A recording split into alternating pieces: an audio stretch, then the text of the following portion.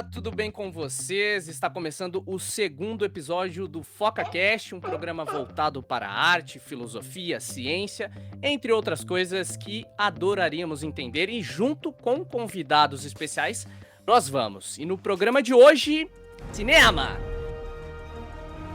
Eu sou Andreu Alves e juntamente com Bruno Silva iremos explorar o fantástico mundo da sétima arte.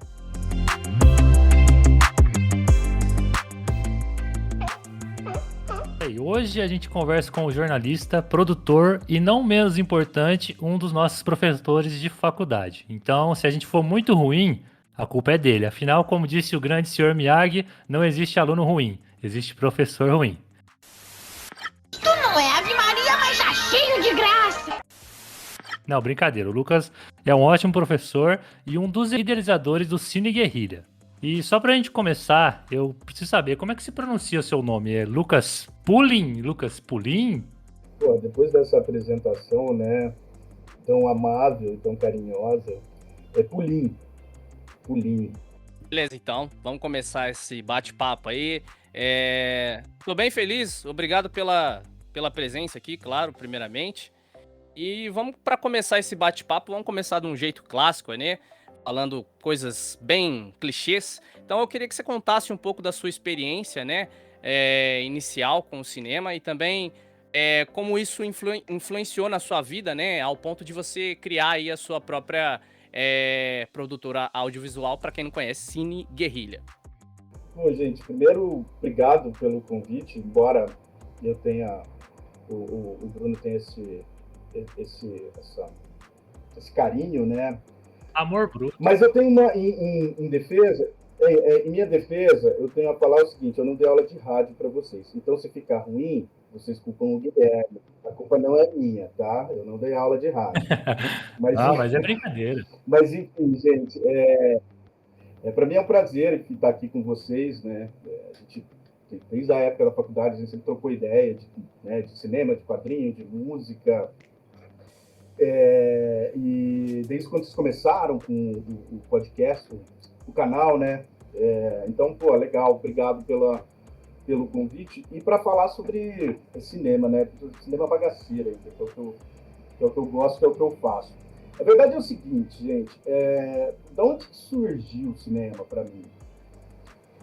Eu sempre gostei de cinema desde moleque, assim, principalmente cinema de terror, né? Eu sou, enfim, tô com 40, eu sou da época de videolocadora, né? Então, e eu gostava, eu tinha uma videolocadora perto de casa, assim, dava umas 4 quadras, assim, da minha casa, nem isso, era bem perto, assim, da minha casa. E eu ia lá na videolocadora, quando eu era moleque, e eu ia pra sessão de terror, e eu pegava o filme que tinha a capa mais escrota, assim, né? Eu nem sabia que filme que era, assim, tipo, o que tivesse a capa mais escrota era o que eu pegava, assim, aquela capa bem bagaceira mesmo. E minha mãe ficava louca, né, porque daí eu saía sem falar, falava assim, eu vou dar uma volta, assim, vou ter uma pracinha, assim, na rua de casa, eu vou lá na pracinha. Aí eu ia na locadora, pegava na conta dela, e ela ficava louca, daí ela tinha que pagar, né. Então eu sempre gostei, cara, sempre gostei, né, mas... teve um filme que foi um filme que me chamou a atenção, na verdade, assim, que foi quando eu comecei com esse hábito de pegar mais filme de terror e tal, que foi o Cemitério Maldito.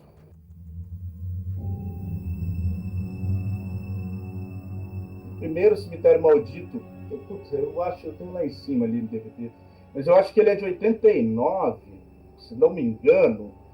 Mas 89, né?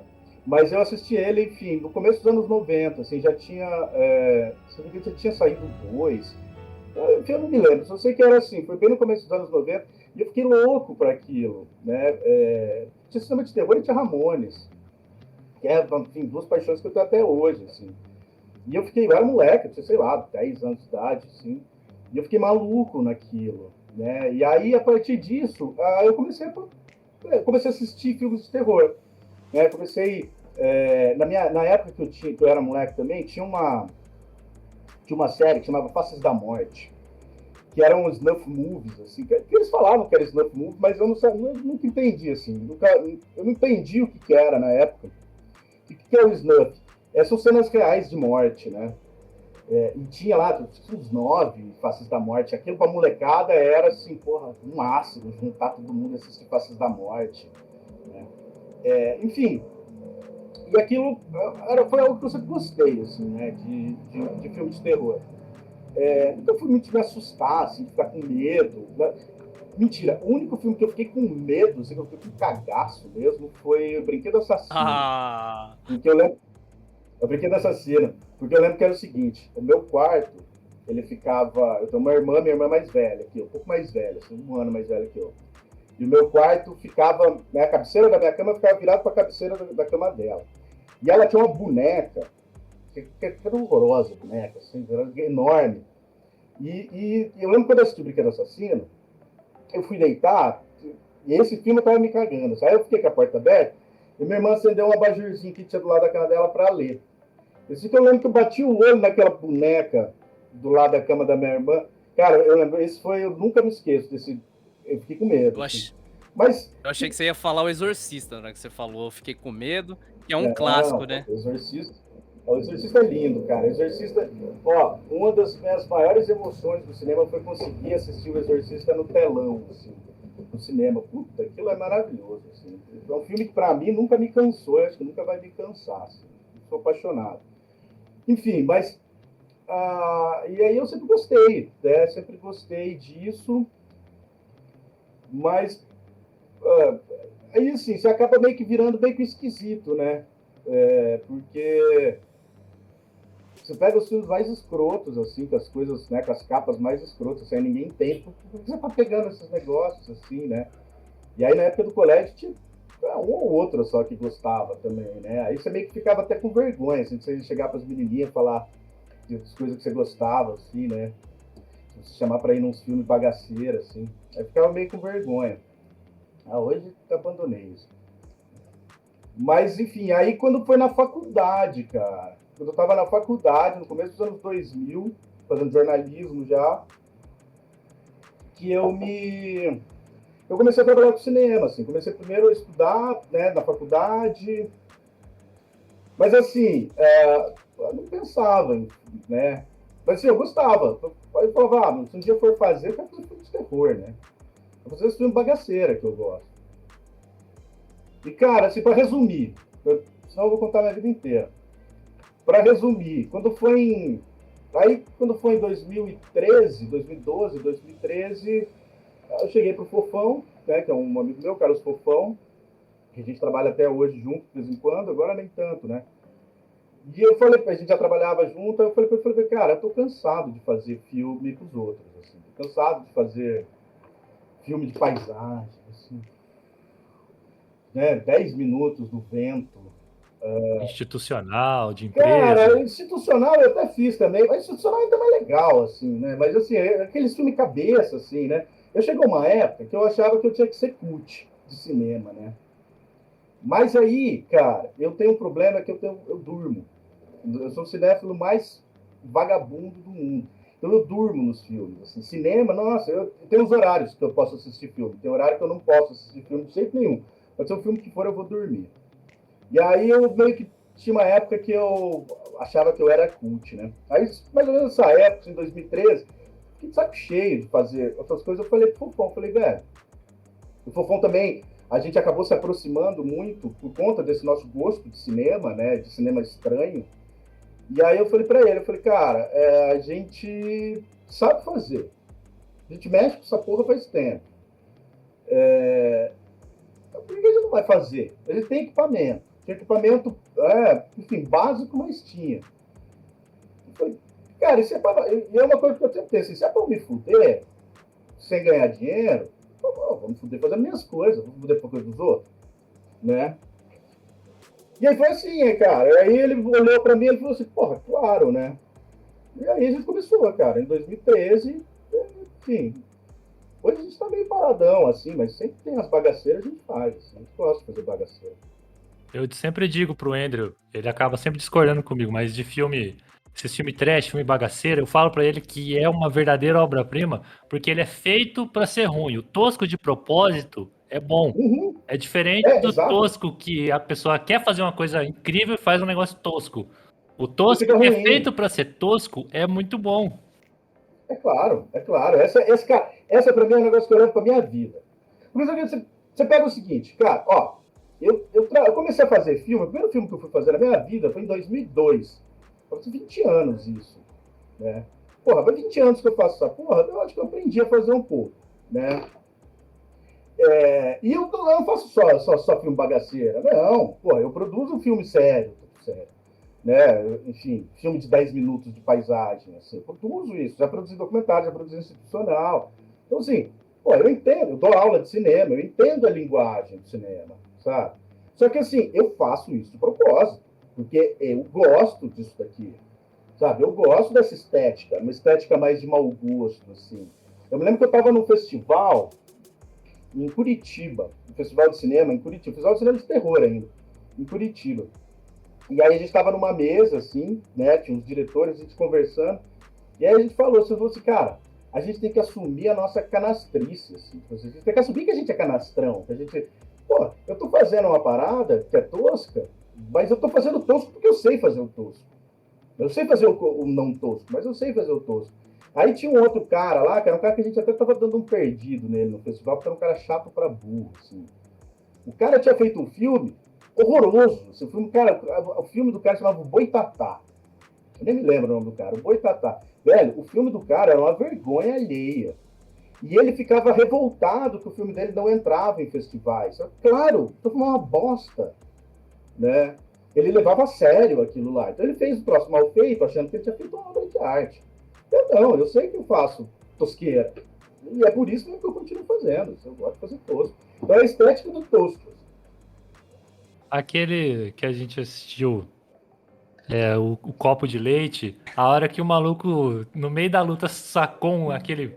Como é que chama aquela luta? O punho zonzo, que o cara luta bêbado. Meu, eu achei de dar risada. E, cara, porra, é muito mais Eu divertido. lembrei de um É muito mais. daqueles filmes japonês lá, tem um cara que faz bastante, como é que ele chama? Eu acho que eu até anotei aqui. Ó, já vou pedir perdão pela minha pronúncia porque vai ser ruim. É Lan Nigai Kai. Um diretor japonês, ele faz esses filmes trash de Kung Fu. Eu acho fascinante, cara. Nossa, a hora que o maluco sacou um punho zonzo ali e começou a lutar com o cara. Cara, você vê, a gente recebeu uma vez, a gente passou esse filme numa mostra, e assim, aí as pessoas ficam com vergonha, sério. Eu já vi gente, assim, de organizador de mostra, ficando com vergonha de passar os nossos filmes. Mano, mas vocês vão exibir isso daqui? Por que não? Ah, mas, ué, foda-se, é isso mesmo que eu fiz. E aí, cara, eles ficaram com vergonha de passar o copo de leite. O copo de leite é um filme de Kung Fu do mato, assim, Kung Fu caboclo. E é muito bom o E plot twist final ainda. aí, puta, tem cada história, né? E aí, depois que passou esse filme, e tem várias histórias, assim, de, tipo, assim, do povo ficar com vergonha de passar nossos filmes, e aí depois, tipo, esse é o filme mais aplaudido, assim, no festival. Aí depois teve um debate, pô, um maluco, que eu nem conhecia o maluco, assim, o cara virou e fez, pra mim, foi o melhor elogio que eu já recebi, assim, que foi que ele viu o copo de leite e ele lembrou dos saltimbancos dos Trapalhões, dos filmes dos Trapalhões. Porra, isso pra mim foi genial, assim, eu falei, pronto, beleza, cara, sabe? Eu não vou ganhar dinheiro com isso, cara. Eu não vou ganhar dinheiro com cinema, curta-metragem, bagaceira. Eu vou me divertir, então.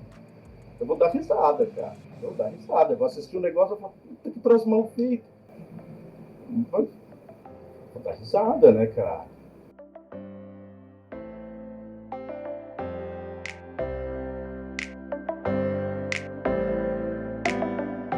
Eu sei que o nome é bem autoexplicativo, mas por que a produtora chama Cine Guerrilha? Só pra gente deixar registrado. Porque a gente não tinha nome, cara. Tipo assim, a gente não tinha nome. Você entendeu? Puta, vamos fazer? Vamos fazer. Eu, fofão. Aí a gente começou, tá, mas como é que vai chamar? Eu não sei, o que nós vamos fazer e tal. Aí só tomando cerveja lá em casa, assim, já tava meio chumbado já. Ah, nós vamos fazer cinema de guerrilha, tem que fazer esse negócio. Virou cine guerrilha. Aí depois a gente foi ver, descobri que tem uns 4 cine guerrilha, assim, no Brasil, assim, tipo, foi o nome mais batido do mundo, né? Ah, não, mas aí como é Cine Guerrilha, é socializado, né? Todo mundo pode É, usar. lógico, tipo assim, cara, aí um monte, assim, o povo mandava e-mail, assim, pra gente, assim, achando que era uma produtora lá de São Paulo, que fazia umas paradas lá, não sei o que vocês estão aqui em São Paulo, cara, não, tem uns 4, assim, guerrilha no Brasil. Aí ficou, assim, ficou. Só te perguntar uma coisa, Lucas, antes do Bruno fazer a pergunta dele, mais reflexiva, porque o Bruno é muito reflexivo, né? Eu queria saber se você já São as drogas. você já conhece o Darkflix, porque você falou aí tanto na sua infância, né, que você ia na locadora, via lá capas e capas bizarras de filmes de terror. E aí, 2 semanas atrás, eu acabei assinando o serviço de streaming deles e lembrei na hora disso. Você já viu o Darkflix? Você acha que tem um bom catálogo lá? Enfim, pra quem gosta de Cara, filme de terror? eu vi faz tempo, velho, eu vi faz tempo que me mandaram, mas eu ando meio sem tempo, assim, de assistir coisa, sabe? Então, eu confesso pra você que eu não entrei. Mas eu fiquei sabendo já, assim, eu acho ótimo, cara. Eu acho ótimo, assim, porque é um tipo de cinema que é muito marginalizado, né? Embora eu acho que hoje tenha mais gente, acho que até por conta da facilidade de internet e tal, tem mais gente que gosta, assim, né? Mas é um cinema que sempre foi muito marginalizado, assim, né? É um tipo de coisa que você... Minha mãe mesmo fala. Minha mãe fala pra mim, fala assim, por que você faz essas coisas? Faz filme de natureza, faz filme de romance, fica fazendo essas coisas feias, mal feitas. Vou fazer o quê, né? Mas de lobisomem. Lobisomem é natureza. Então, a gente fez de zumbi, assim. Tipo, É, natureza também. natureza, matéria orgânica. E é copo de leite, quem vê esse nome fala, nossa, olha que filme lindo, um copo de leite. Agora vocês querem uma tosqueira do cacete, né? Mas, enfim, tem muita... Mas eu acho que essa questão do Darkflix eu acho que é legal, assim. Eu realmente não conheço o catálogo, né? Mas se tiver, quanto mais bagaceira coisa, né, ter, é melhor.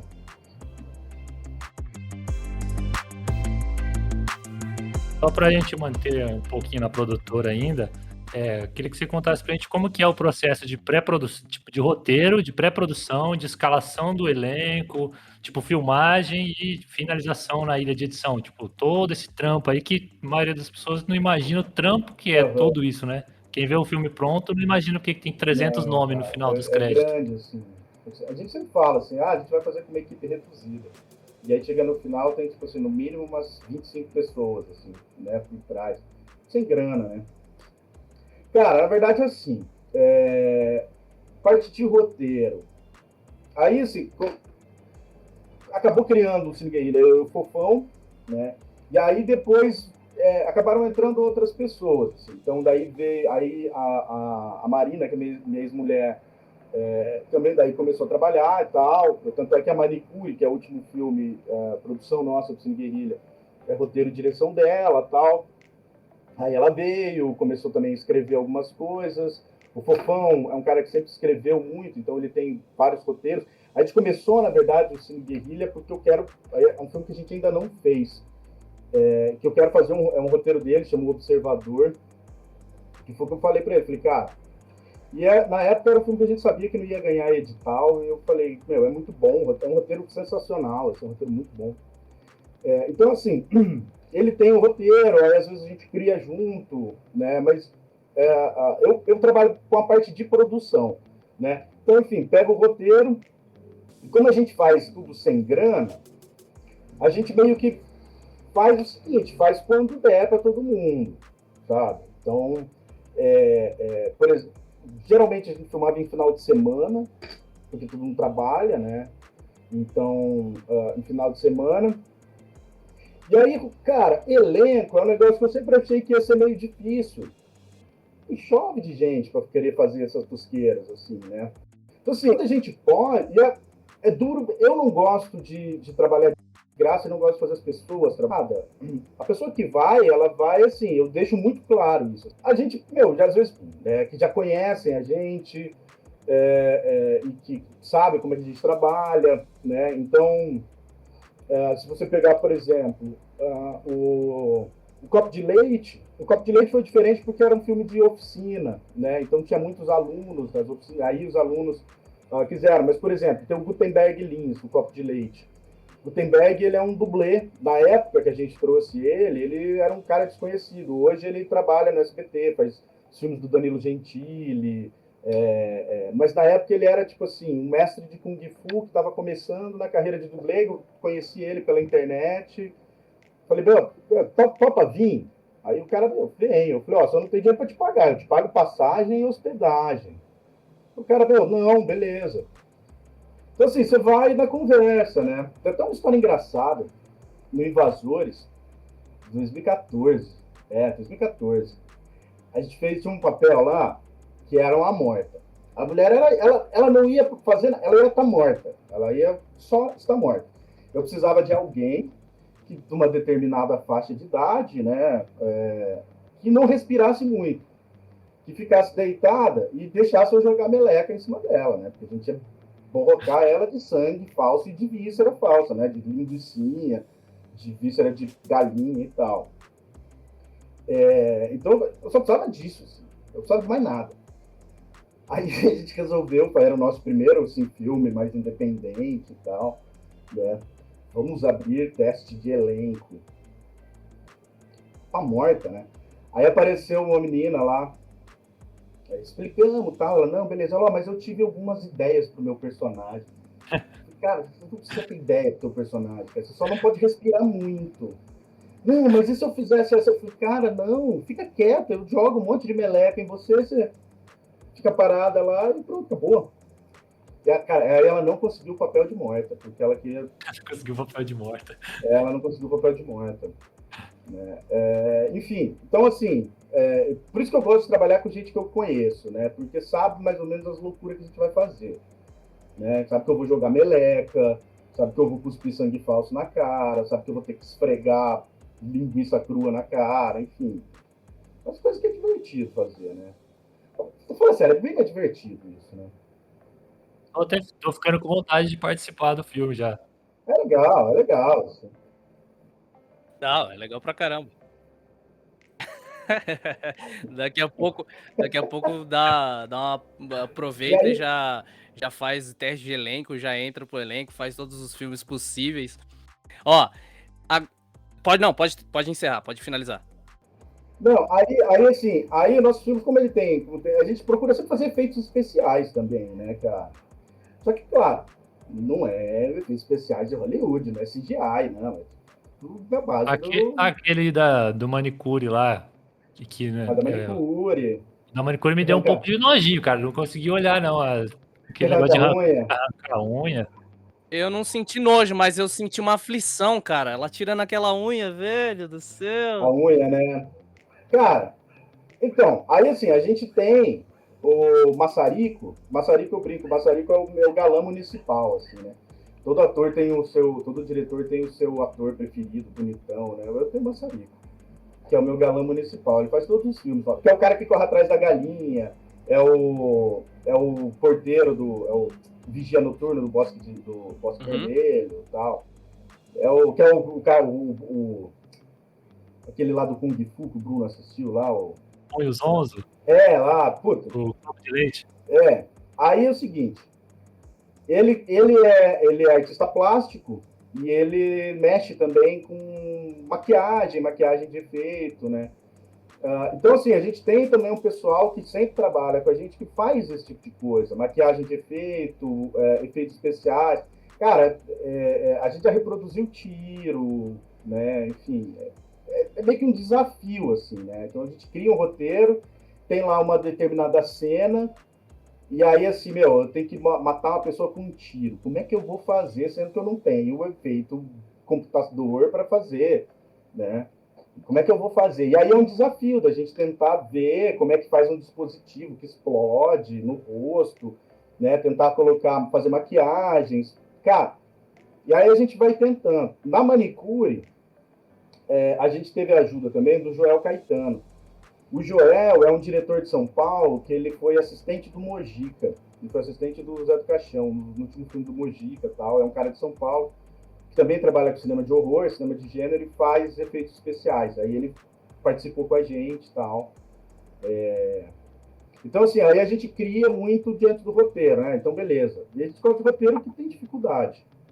Então, claro, como é que nós vamos criar esse tipo de efeito? Como é que nós vamos explodir alguém? Como é que nós vamos cortar um pescoço? Como é que nós vamos fazer cuspir sangue? Né? Como é que nós vamos fazer um zumbi pegar fogo?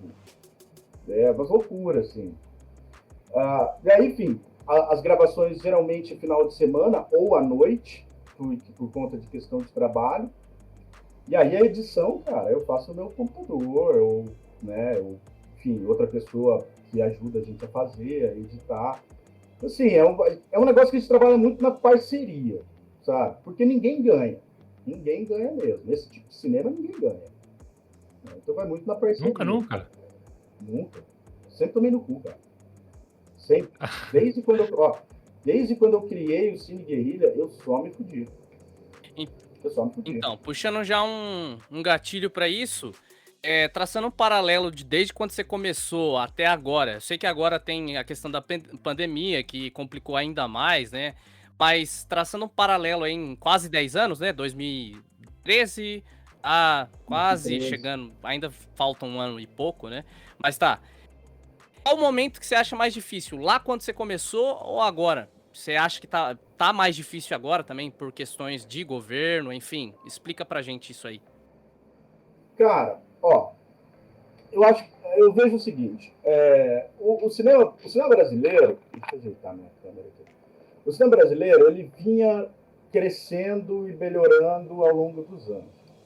Um pouquinho de história aqui. Nos anos 90, até mais ou menos nos anos 60, isso foi nos anos 60, não me lembro exatamente ao ano, se já era regime militar, foi criada a Embrafilmes, que era uma empresa brasileira que fomentava a produção cinematográfica. Tirando todas as críticas que só beneficiavam um tipo de cinema, né? O pessoal da Boca do Lixo, Mojica, que era o pessoal que fazia o cinema que eu gosto, assim, que é um cinema mais experimental, não tinha acesso, mas enfim, você tinha um órgão de financiamento, né? E você tem, então você vê que a produção cinematográfica brasileira dos anos 60, dos anos 70 e até dos anos 80 é bastante grande, né? Você tem bastante coisa. Quando chega nos anos 90, o Collor acabou com a Embrafilmes. E aí o Brasil ficou um período grande aí, mais ou menos, quase uns 10 anos, sem nada, né? Sem nada. Mais ou menos no meio dos anos 90, o Quatrilho, que agora não me lembro o nome da diretora, é lançado o Quatrilho faz muito sucesso, e aí começa um movimento chamado Retomada do cinema brasileiro, porque daí os equipamentos acabam... O cinema era feito de rolo, né, de película, que era muito caro, começa a surgir a tecnologia digital, e acaba surgindo, né, mais gente fazendo cinema de uma maneira mais independente e tal. Quando no começo dos anos 2000, 2002 mais precisamente, o primeiro ano do governo do Lula, ele cria a Ancine, que é a Agência Nacional de Cinema, que é uma agência reguladora que existe até hoje, embora esse cidadão, que eu não gosto de falar o nome... Pode falar aquele mal, que não deve ser nomeado. Esse grande de um filho de uma puta, ele meio que matou a Ancine, mas enfim, a Ancine, ela é uma agência reguladora com papel de financiar a própria cadeia. Então você tem uma série de contribuições que as produtoras pagam para a Ancine, e isso vai para um fundo, que é o fundo setorial, e essa grana acaba sendo revertida novamente para a cadeia produtiva, por meio de editais e tal. Isso vinha muito bem, assim, estava crescendo. Mas aí, claro, o cinema de gênero, esse cinema mais de terror, ele sempre foi um cinema que teve muito preconceito, né? Sempre teve muito. Ainda mais com o brasileiro, né, cara? O cinema, tipo, de terror americano Cara, idolatrado. Tipo, os caras fazem um bagulho meio mais ou menos incrível, e né? Eu sempre incrível. achei assim, você pega lá o tanto de filmes ruins, cara. Tem filme bom, assim, tem filme novo que eu gosto, assim. Mas tem, cara, tanto de filme ruim que faz, filas para assistir, enquanto, assim, a gente tem cinemas de terror nacional que são muito bons, assim, sabe? Que são muito melhores, assim. Mas, enfim, sempre teve um preconceito. Só que esse preconceito começou a ser quebrado. Nos últimos anos, aí, a partir dessa primeira década dos anos 2000, esse preconceito começou a ser quebrado, né? Porque começaram a aparecer mais produtoras e tal, mais independentes, e começaram a surgir filmes de ação, filmes de... Né? Porque a gente fala cinema de gênero, a gente está falando de cinema de horror, cinema de ação, cinema policial. Né? Você começa a ter isso, então você começa a ter uma quebra de um pouco de preconceito, né? Tanto é que um dos grandes diretores de cinema de horror hoje, o Rodrigo Aragão, que é o cara lá do Espírito Santo, né? Nos últimos 2 fundos setoriais aí antes do Bolsonaro, ele conseguiu emplacar os filmes de terror dele, né? Então, o Cemitério das Almas Malditas, que estreou agora, que estou louco para assistir, e tem um outro que ele fez também, né? E, pô, são filmes de extrema qualidade, assim. Só que daí, meu, chegou esse filho da puta e matou tudo, né? Então, assim, agora você não tem mais cinema nenhum. Né? Agora você não tem mais cinema nenhum. Assim. Você tem, por exemplo, algumas iniciativas do próprio Estado e do próprio município. Né? Então, por exemplo, aqui em Londrina tem o PROMIC, que é o Programa Municipal de Incentivo à Cultura. Né? Os últimos filmes que eu fiz foram com filmes que não são... porque o Cine Guerrilha a gente acaba produzindo os bagaceiros, mas eu acabo trabalhando para outras produtoras, né? Que são filmes, vamos dizer, sérios. A gente fez com patrocínio do PROMIC. Eu tenho um projeto aprovado no edital do Estado, só que foi aprovado em 2019, só que eu não pude rodar porque é um filme que vai passar dentro de uma escola com adolescente. Aí veio a pandemia, né? Eu falei, não, eu não vou meter criança no meio de uma pandemia, né? Então, assim, você tem algumas iniciativas do Estado, mas, assim, agora morreu, né, cara? Morreu, assim. Então, muita coisa do que está sendo produzida hoje são coisas que já estavam aprovadas aí nos últimos anos, né? Então, assim, mas de agora, eu até faz tempo que eu não entro no site da Ancine, mas de agora não está tendo edital, né? Assim, mataram tudo. Então, assim, e aí não só o cinema de horror, o cinema de horror é pior ainda, né? Porque você tem esse bando de fanático religioso aí, que quer arte sacra, aparece eu querendo cuspir sangue, esfregar linguiça na cara dos outros, né? Você tem muita chance, não. Essa é uma frase que isso, eu ia falar isso, eu só não queria. Pode Mas causar eu ia falar estranheza. isso. Se a gente tiver um canal de cortes, a gente precisa pegar esse momento. Esfregar a linguiça na cara dos outros. Depois que eu falei Bom, cada um entenda como quiser, tá? Depois eu deixo meu contato, cada um entenda como quiser. Não, mas o pessoal vai ouvir o FocaCast inteiro e vai saber do que tá se tratando. Não tem problema. Dá pra fazer uma camiseta, né? Fazer uma frase de camiseta, né? Pegar a linguiça. Daria uma estampa bonitinha. Enfim, morreu, né, cara? Infelizmente, assim, é uma pena.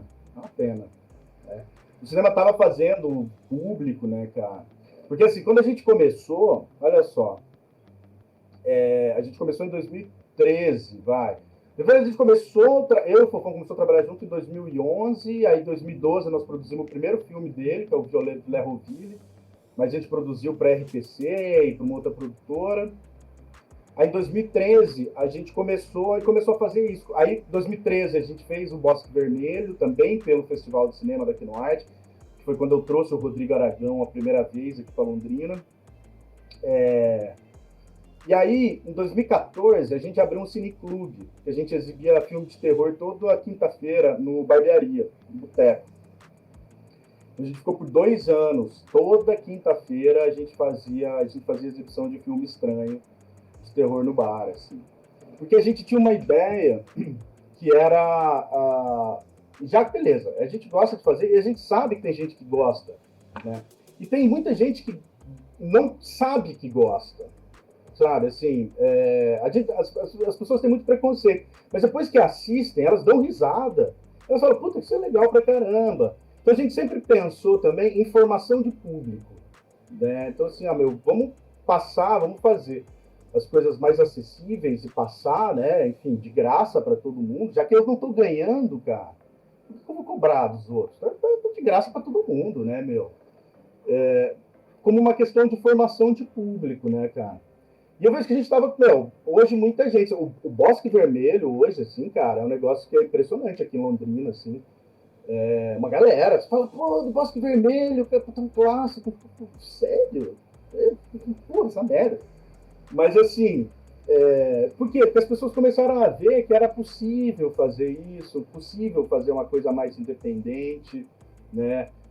Que era possível não sentir vergonha do que você está fazendo, né, cara? Eu não tenho vergonha, não tenho vergonha disso, eu não faço, não tenho vergonha.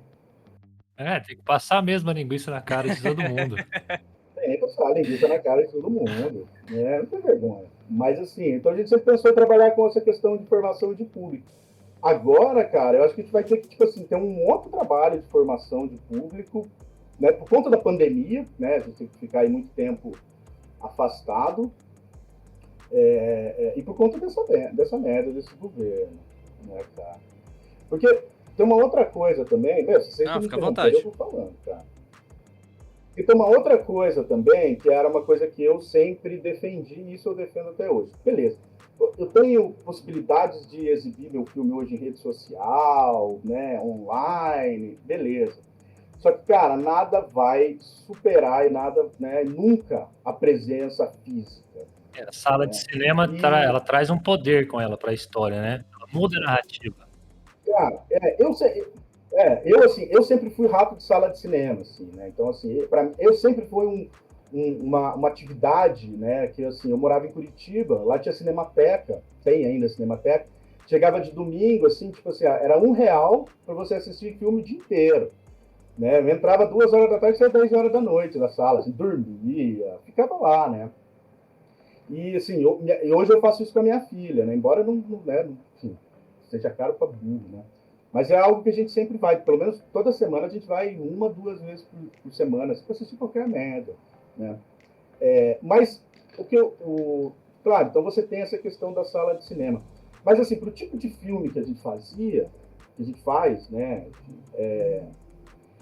O legal é passar em boteco. É legal você estar próximo das pessoas. Por quê? Porque eu gosto de ver a reação das pessoas. Pô, exibir a manicure e eu olhar para a cara das pessoas. Eu já assisti o filme 500 milhões de vezes. Eu não aguento mais ver. Mas assim, então eu assisto o meu filme, olhando para os outros. Porque eu quero ver a reação da pessoa, sabe? Eu quero ver a reação a hora que ele tira a unha. Isso é o tesão. Isso é o bacana, assim, sabe? Isso que para mim é um negócio que mais vale. E você está assistindo tomando uma cerveja, dando risada. Não fala no filme. Fala, pode falar. No meu filme não vou falar. Não tem problema. Porque os diálogos não são nada, né? Eu também procuro fazer coisa com pouco diálogo, justamente por isso, assim, né? É algo muito mais visual, assim. Então, isso para mim é algo que... beleza, as pessoas estão vendo meu filme online. Mas, assim, enfim, isso para mim falta, né? Isso para mim falta muito, assim. Teve uma vez que eu estava no Festival de Cinema lá em Curitiba e o Rodrigo Aragão estava junto. E o Rodrigo acabou ficando meu amigo, assim, o Rodrigo e a Maia, que é a esposa dele, que é a produtora dele. E ele tem um curta-metragem que chama Revelações de um Cineasta Canibal. A gente até passou aqui em Londrina esse filme. É um curta. E minha filha, na época, era pequena. E ela gostava muito da Mayra, do Rodrigo, e ela queria ver. Eu ia assistir, ela falou, deixa eu ir. E aí eu perguntei pro Rodrigo, eu falei, cara, eu posso levar a Madu, né? Ela pode assistir? Ele, não, pode, é tranquilo. Cara, minha filha ficou 3 meses... Minha filha ficou 3 meses sem dormir. Confia. Com trauma de canibal. Aí eu peguei, mandei uma mensagem pra ele, eu falei, seu filho é de uma puta, cara. Você falou que ela podia ver, foi 3 meses que minha filha não dorme. Aí ele rachou o bico, ele falou assim, eu consegui. E realmente, assim, sabe, o tesão é você ver, você provocar uma reação na pessoa, que seja medo, nojo, asco, risada. Isso é o que vale, cara. Isso é que é legal. Online é massa? É massa. Um monte de gente vai poder assistir agora, mas eu quero ver o que a pessoa está sentindo. Enfim. Então, Lucas, falando um pouquinho do nosso contexto conservador, né, o fascista e outros adjetivos aí, você acha que o cinema, como ferramenta artística, ele pode ajudar a combater certos preconceitos que estão voltando assim como também ele pode ajudar a prevalecer esses preconceitos. Cara, não, eu acho que ele pode. Eu acho que pode sim, né? Eu suspeito, sim, né? Mas eu confio muito no poder que a linguagem audiovisual tem, né? E aí eu digo a linguagem audiovisual, eu tenho usado cada vez mais falar em linguagem audiovisual do que falar em cinema. Porque para mim tem uma grande diferença, né? E você ter um filme, por exemplo, passar no cinema e um filme que você vai assistir no streaming, por exemplo, na Netflix, né? São telas diferentes, né? Então, assim, são modos de recepção da mensagem diferentes, né? Então, e a maior parte da produção hoje tem sido para os canais de streaming, né? E eu vejo que o audiovisual tem um poder muito grande, só que assim, é uma arte cara de fazer, né? Então você depende de investimento. Só que assim, o Estado não está, é obrigação do Estado investir, né? O fundo setorial era interessante porque não era um imposto direto, né? A gente não estava, por exemplo, pegando imposto direto. Era um dinheiro do próprio fundo que era usado para financiar a cadeia. Então, você tinha uma liberdade de linguagem, de assuntos a serem tratados, né? Que eram muito maiores, né? Muito mais ricos. Você tem aí algumas leis, como a Lei Rouanet, ou a Lei do Audiovisual, que são leis de renúncia fiscal, né? Então, a empresa que patrocina tem lá uma renúncia fiscal. Só que assim, então a gente, primeiro, o Estado precisa voltar a investir, né? O Estado precisa voltar a fomentar esse tipo de produção. E o empresariado, por sua vez, precisa abrir um pouco mais a cabeça. Né? Porque o empresariado é um bicho tacanho, né? Um bicho, né? Pô, enche um pato de borracha na frente da Fiesp, né? E elege um idiota, e aí fica todo mundo, coloca o boizinho lá na frente da B3, fica esfregando a mão no saco do boizinho, né? Enfim. Puta. Eu ouvi um cara falando, não me lembro quem, mas ele chamou de Borba Gado. Sabe? Tipo assim, porra. Mas assim, então eu acho que o audiovisual tem um poder muito grande. Tem uma série que eu estreou, eu acho que é uma série, não sei. Eu vi esses dias com a Lineker, que é uma cantora trans, né? 10 de setembro. Manhãs de Setembro, isso, né? Veja, putz, é super legal isso, né? De você poder ter essa discussão. Mas, por outro lado, por exemplo, tem uma outra série que eu não assisti também. Eu falo das séries que eu não assisti, né? Porque eu não consigo mais assistir mais nada. Que é aquela Euforia. Que tem uma personagem que é uma atriz trans, né? Só que em nenhum momento o fato dela ser trans, isso é a problemática. Ela é uma atriz trans. E ponto. Né? Isso é muito bom. Isso é muito bom. Na literatura, eu sempre falo isso assim. Eu li recentemente, minha filha vai fazer 16 anos, então ela é muito, né? A gente tem competição, a gente faz uma competição de livros, assim, de leitura, e tal. E aí eu li esse ano os livros dela eu esqueci o nome da autora, que é aquele o Six of Crows lá, dos Grishas, que até teve uma série, né? Sobre Ossos e tal, na Netflix. Que, enfim, é de aventura, assim, o negócio tal. A literatura infanto-juvenil, né? Infanto-juvenil, de aventura e tal, né? Bem bacana, assim, bem escrito, a história é bacana. E me chamou a atenção uma coisa, eu vou fazer 40 anos, né? Então, assim, é um livro que foi escrito por uma outra geração. E aí, dos personagens do Six of Crows, você tem lá 3 casais, né? 2 são um casal homem e mulher, e um dos casais são 2 homens. Só que em nenhum momento, são 2 livros do Six of Crows, 2 livros grandes até, são histórias bem grandes, complexas. Em nenhum momento, o fato de serem 2 homens é a problemática. Em nenhum momento, nos 2 livros, isso é questionado em algum momento, assim, são 2 homens. Não, é um casal como qualquer outro. Isso é tão importante dentro da arte, que é você naturalizar o que está aqui, cara, coisa que a gente não, né? enfim, é você naturalizar esse tipo de coisa. Na minha época, quando eu era adolescente, né, da idade dela, se um livro tivesse 2 homens, ou um filme, 2 homens, a problemática ia girar em torno disso. Hoje não, hoje você não precisa. Tem uma outra série também muito boa, acho que é da HBO, aquela Mare of Eastwood, que é uma série uma série nova com essa eu assisti, com a menina do Titanic lá, Kate Winslet. Kristen. É Kristen? Kate Winslet. Kate Winslet, Que, assim, a filha da personagem é uma menina lésbica também, que tem um relacionamento com... Em nenhum momento isso é questionado. Né? Em nenhum momento. Então, isso é extremamente importante. Por quê? Porque você está passando isso num canal de streaming, você está proporcionando que as pessoas assistam, né? E você não está problematizando, você está naturalizando algo que deve ser naturalizado. Então, isso para mim é muito significativo, isso para mim é o poder do audiovisual, né? De você conseguir naturalizar, e as pessoas estão vendo, isso vai gerar identificação, né? Eu me identifico com o que eu estou vendo na tela, né? Isso, a gente vê cada vez mais dentro do próprio telejornalismo, né? Então, jornalistas, homens e mulheres negros se assumindo, né? Ou jornalistas gays se assumindo. A gente tem o caso do Marcelo Cosme na Globo News, que se assumiu ao vivo, né? Assumiu a homossexualidade ao vivo. Cara, isso é extremamente importante. Isso é a força do audiovisual, né? Das pessoas poderem ver aquilo lá, né? E ver que isso é normal, assim.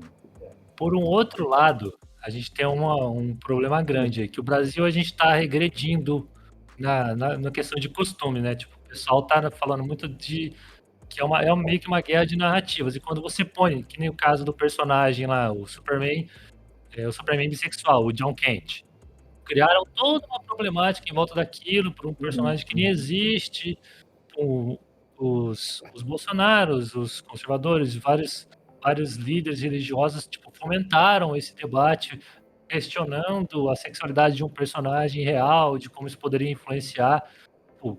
Mesmo que tenha esse pessoal que já vem, tipo, uma nova geração que já vem aceitando, tem os que estão regredindo.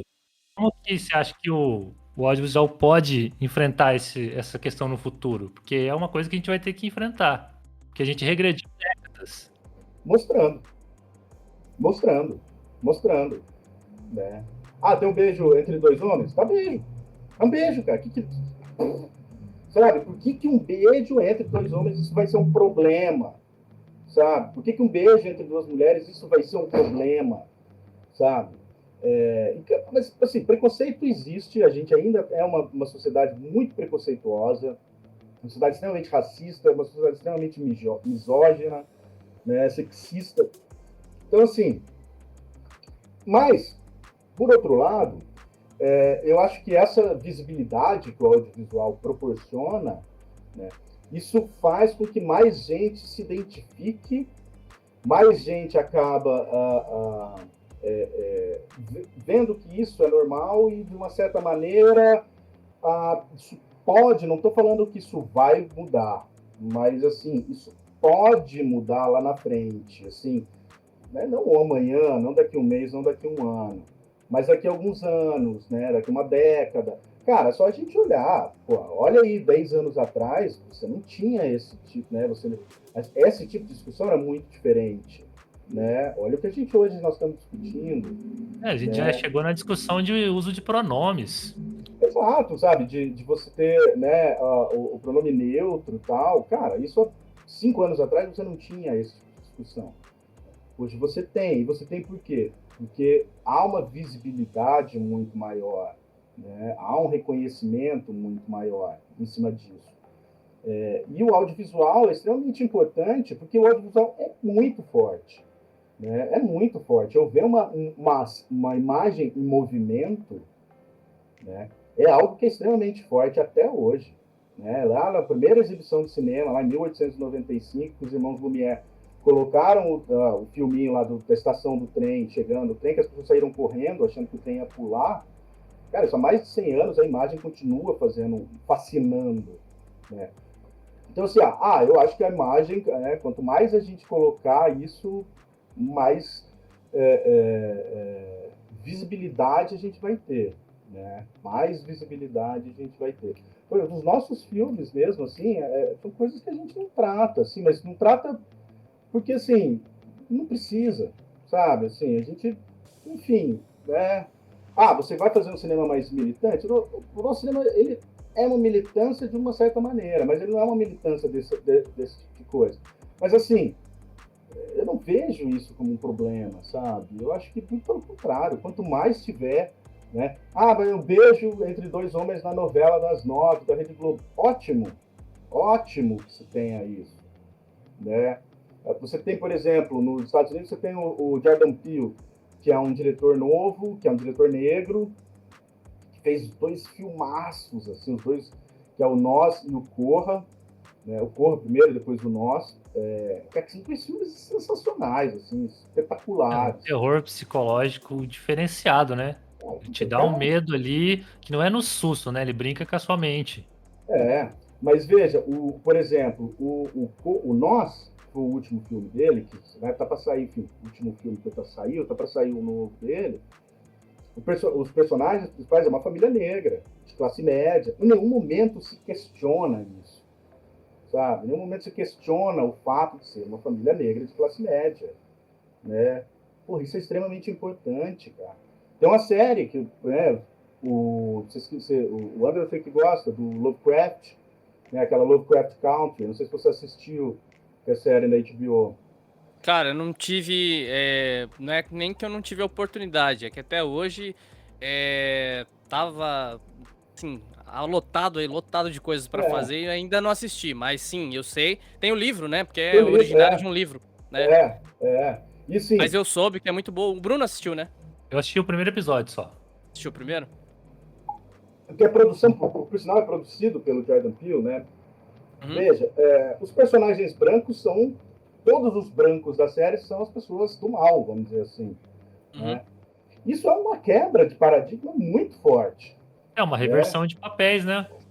Claro, é tomando seu lugar, é tomando sua posição, sabe? Depois de anos sendo retratado como bandidos, eles conseguiram um papel de protagonista. É uma verdadeira revolução cultural, né? A gente pode dizer. Sabe? Isso é extremamente importante, sabe? É você... Então, e veja como o audiovisual é importante para esse tipo de coisa, né?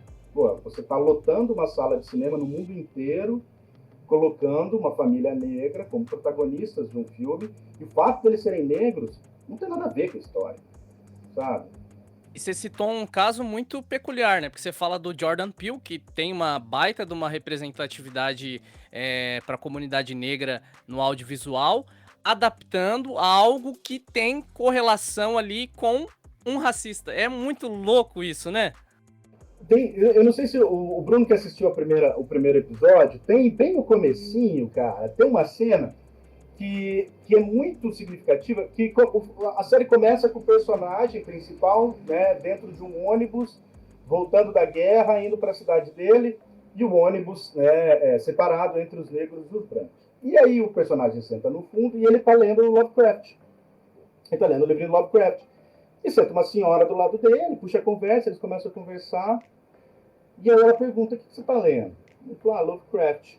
Aí ela pega e ela fala o seguinte, ela fala assim: sabia que ele era racista e tal, né? Ela pega e ele fala assim: não, eu sabia, mas as histórias dele, né? Enfim, eu achei isso interessante, por quê? Porque ele conseguiu separar, sabe, a história fantástica, né? Ser humano horrível. Do ser humano horrível. Né? E ele conseguiu transformar aquilo, porque a série, o livro eu não li, mas a série, ela marca uma posição política muito forte, assim.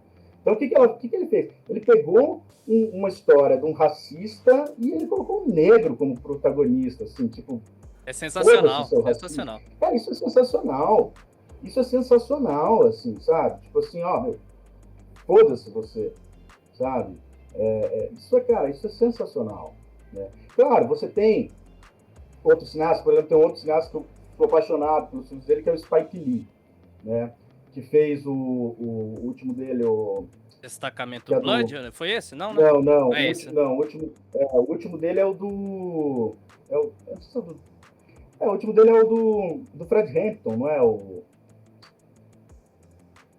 Não é dele, do Fred Hampton, que é aquele do... A voz suprema do blues também não é dele. Não, o do Fred Hampton, que é aquele... Puta, como é que é o nome, cara? Black Messiah, lá, o Messias Negro. Ah, sim. Eu acho que não é dele, não. Mas, enfim, o Destacamento Blood, né? Enfim, todos os filmes. Ele faz um cinema que tem essa questão racial, de tomada de posição racial, né? Que é extremamente importante, né? Da valorização. Então, você pegar Faça a Coisa Certa, o filme dele dos anos 90, que é maravilhoso, Faça a Coisa Certa. Ele tem essa. Mas, veja, por quê? Porque é o tipo de cinema que ele se propõe a fazer, um cinema militante, né, político.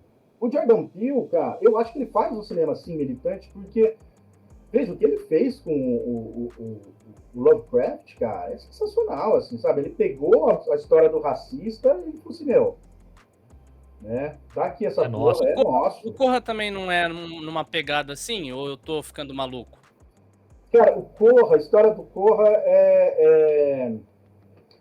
é um cara que é negro, né, que é o Daniel Kaluuya, que começa a namorar uma menina branca, rica, e aí ele vai para casa passar um final de semana, e aí é uma família estranha, e aí é uma família que, tipo, eles meio que escravizam os negros e tal, né? E no final morre todo mundo. Eles roubam os corpos. Eles roubam os corpos, exato, roubam né? Os corpos. Roubam os corpos para colocar as mentes das pessoas e tal, né? E no final morre todo mundo, assim, vou dar um spoiler. Não, eu assisti. Eu adoro o filme que morre todo mundo. É muito bom, o Corra é muito bom. Então, assim, é um outro tipo de filme, né, que eu acho também que é... E veja como isso é importante, né? Como isso é importante, você ter esse tipo de visibilidade, né? Claro, tem uma série de outras questões que ainda, né? Por exemplo, o Nós, que a atriz do Nós é a... Puta, eu nunca lembro o nome dela, cara. Eu tô ficando velho, e eu que já era ruim de nome, agora eu não lembro de mais nada. Lupita, eu não vou lembrar o nome dela, que é a atriz principal. É Nyong. Lupita Nyong. Ela faz o Nós, ela faz dois papéis, assim, brilhantes, mas extremamente brilhantes os dois papéis dela. E ela não foi indicada ao Oscar. Né? Por que será? Fica aí o questionamento, né? Fica aí, cada um interprete como quiser, né? Só que, assim, porque as pessoas vão vendo, vai naturalizando, para um dia, quem sabe, a gente ter uma sociedade mais justa, né? Então, o audiovisual, dentro desse contexto de crescimento da sociedade, né, de uma sociedade mais justa, ele é extremamente importante, cara. Ele é extremamente importante.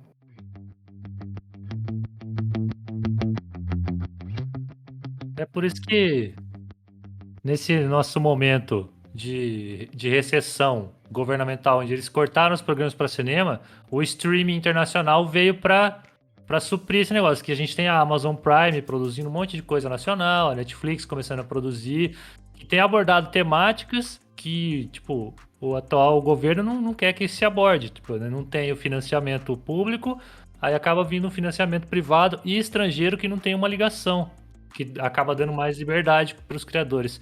Eu acho que, se eu não me engano, o Lázaro Ramos assinou um contrato para ser produtor executivo na Amazon. Ele vai produzir coisas autorais, tipo, liberdade total. Eu vi uma coisa assim. Cara, mas isso é claro, isso é uma tendência, né? E acho que isso se acelerou, isso já vinha acontecendo, né?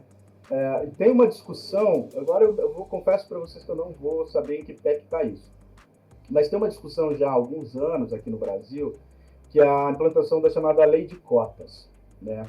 O que é a lei de cotas? Isso na TV a cabo tem, que é você ter uma cota de programação nacional para um canal estrangeiro, né? Então, assim, são tantas horas de uma grade de programação que tem que ser dedicada a programas produzidos por empresa brasileira independente, produtora brasileira independente. Tem toda uma série de regras. Que isso fez com que os canais a cabo começassem a investir bastante em produções de programas, porque você tinha que ter uma quantidade X de programa nacional para que a emissora possa estar no Brasil. E tinha essa discussão da lei das cotas para os streamings, né? Então, por exemplo, o Netflix tem lá 3.000 filmes no catálogo. Estou chutando um número aleatório, não faço ideia de quantos filmes tem. Então, assim, desses 3.000 filmes no catálogo, 20% tem que ser produção nacional. Que seja desenho, reality show, filmes, enfim, produção nacional, né? Produção audiovisual. Isso seria absolutamente maravilhoso, porque você ia ter muito mais dinheiro sendo investido, né, na própria cadeia produtiva do audiovisual brasileiro, né? Mas existem algumas coisas que eu vejo por conta disso.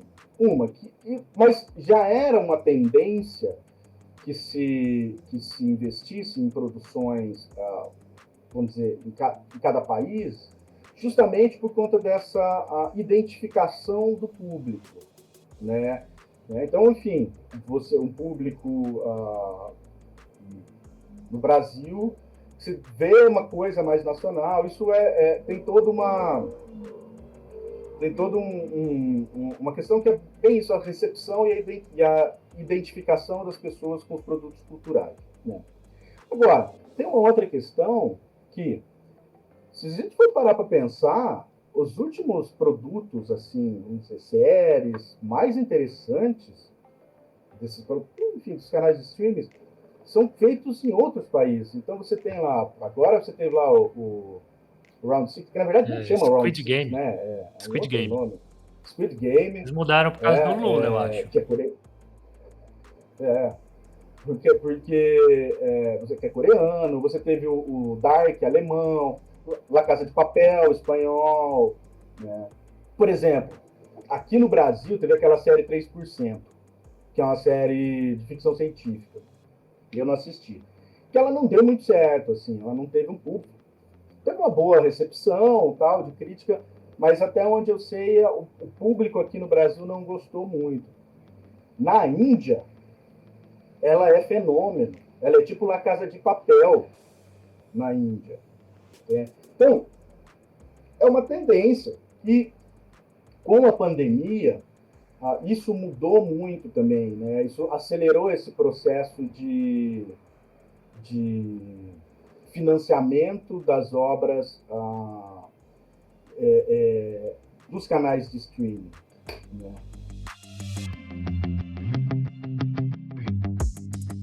De quanto a pandemia, ela também está sendo responsável por esse fenômeno de investimento em produções locais e cada vez mais pelos canais de streaming.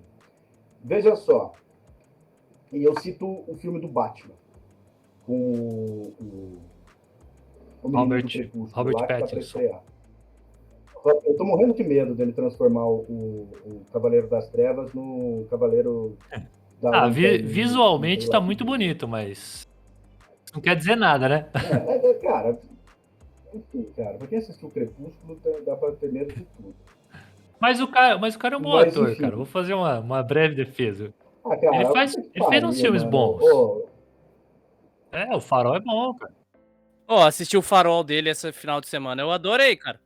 Eu sei. Mas, pô, o cara virou um vampiro, que é o ser da noite, que brilha no escuro. Foi uma escolha errada, né? Todo mundo faz escolhas erradas quando é jovem. Claro. Eu faço até hoje, que tô velho. Mas, eu acho que pelo tanto de dinheiro que ele ganhou, eu faria a mesma coisa. Eu seria o vampiro que brilha. Nem fudendo. Não tem nada que pague. Seria. Não tem nada que pague. Você vai estragar o vampiro, caceta. Porra, o cara é Bram Stoker. Eu sou facilmente comprável. Bram Stoker escreveu Drácula, você vai cagar no vampiro, cara? Jamais. Isso é um pecado. Mas, enfim, voltando. Eu adoro Drácula, mas eu aceito suborno. Todo homem tem seu preço, né? Todo homem tem seu preço. Mas... Complicado. Voltando, o Batman. Por exemplo, Os caras gastaram uma nota preta federal para fazer o Batman, né? E ainda teve que ser paralisado por conta da pandemia. Eu lembro que o Robert Pattinson ficou doente também, pegou Covid e tal. Uma nota preta. E agora, esse dinheiro, ele tem que se pagar, né? Ele vai se pagar como? Ele vai se pagar em bilheteria, em badulaquezinhos, em merchandising, em bilheteria e tal. Se você não tem uma sala de cinema funcionando, por que você vai lançar um Batman?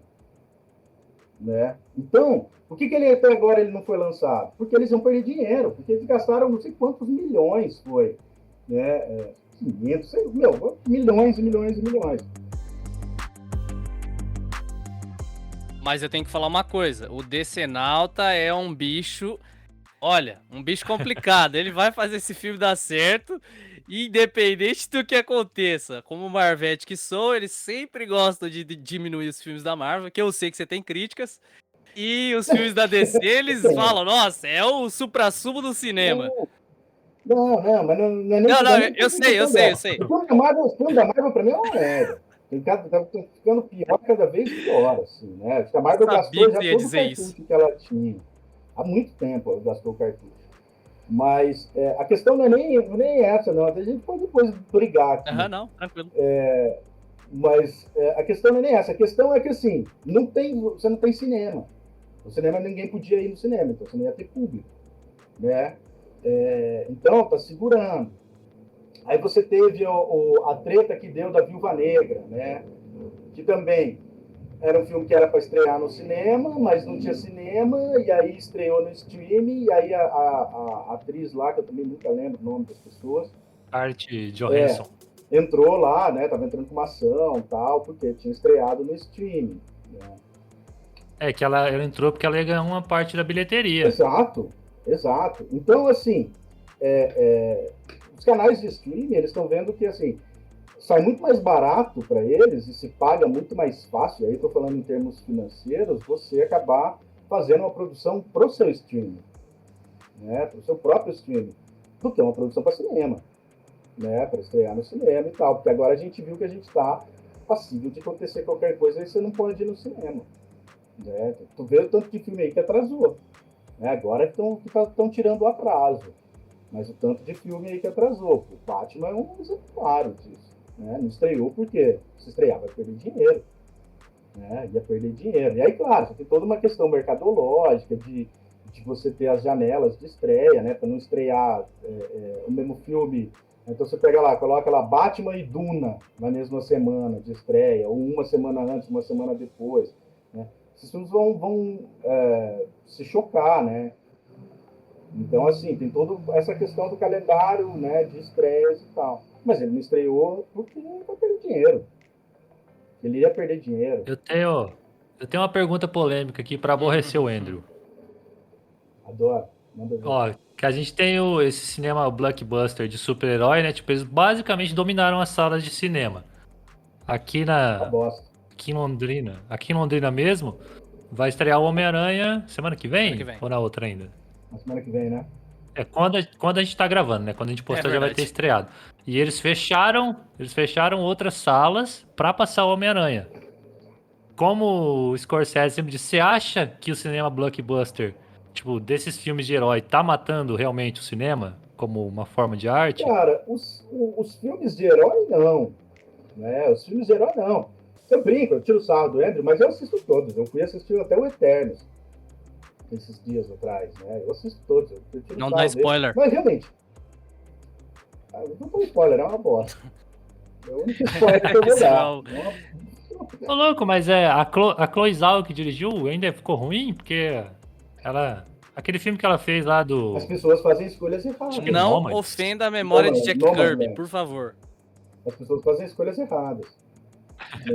Mas não, o filme é ruim. Mas enfim, eu acho que o cinema de herói não é que ele tá matando, cara. Eu acho que o problema é a forma que a indústria tá tendo de se divulgar, né, de se estrear, e como as salas de cinema estão se comportando, né? Por exemplo, aqui em Londrina, e isso para mim, não estreou o filme novo do Wes Anderson. né, o Crônica Francesa, né, uma coisa assim, nome também, enfim, não estreou o filme novo do Wes Anderson.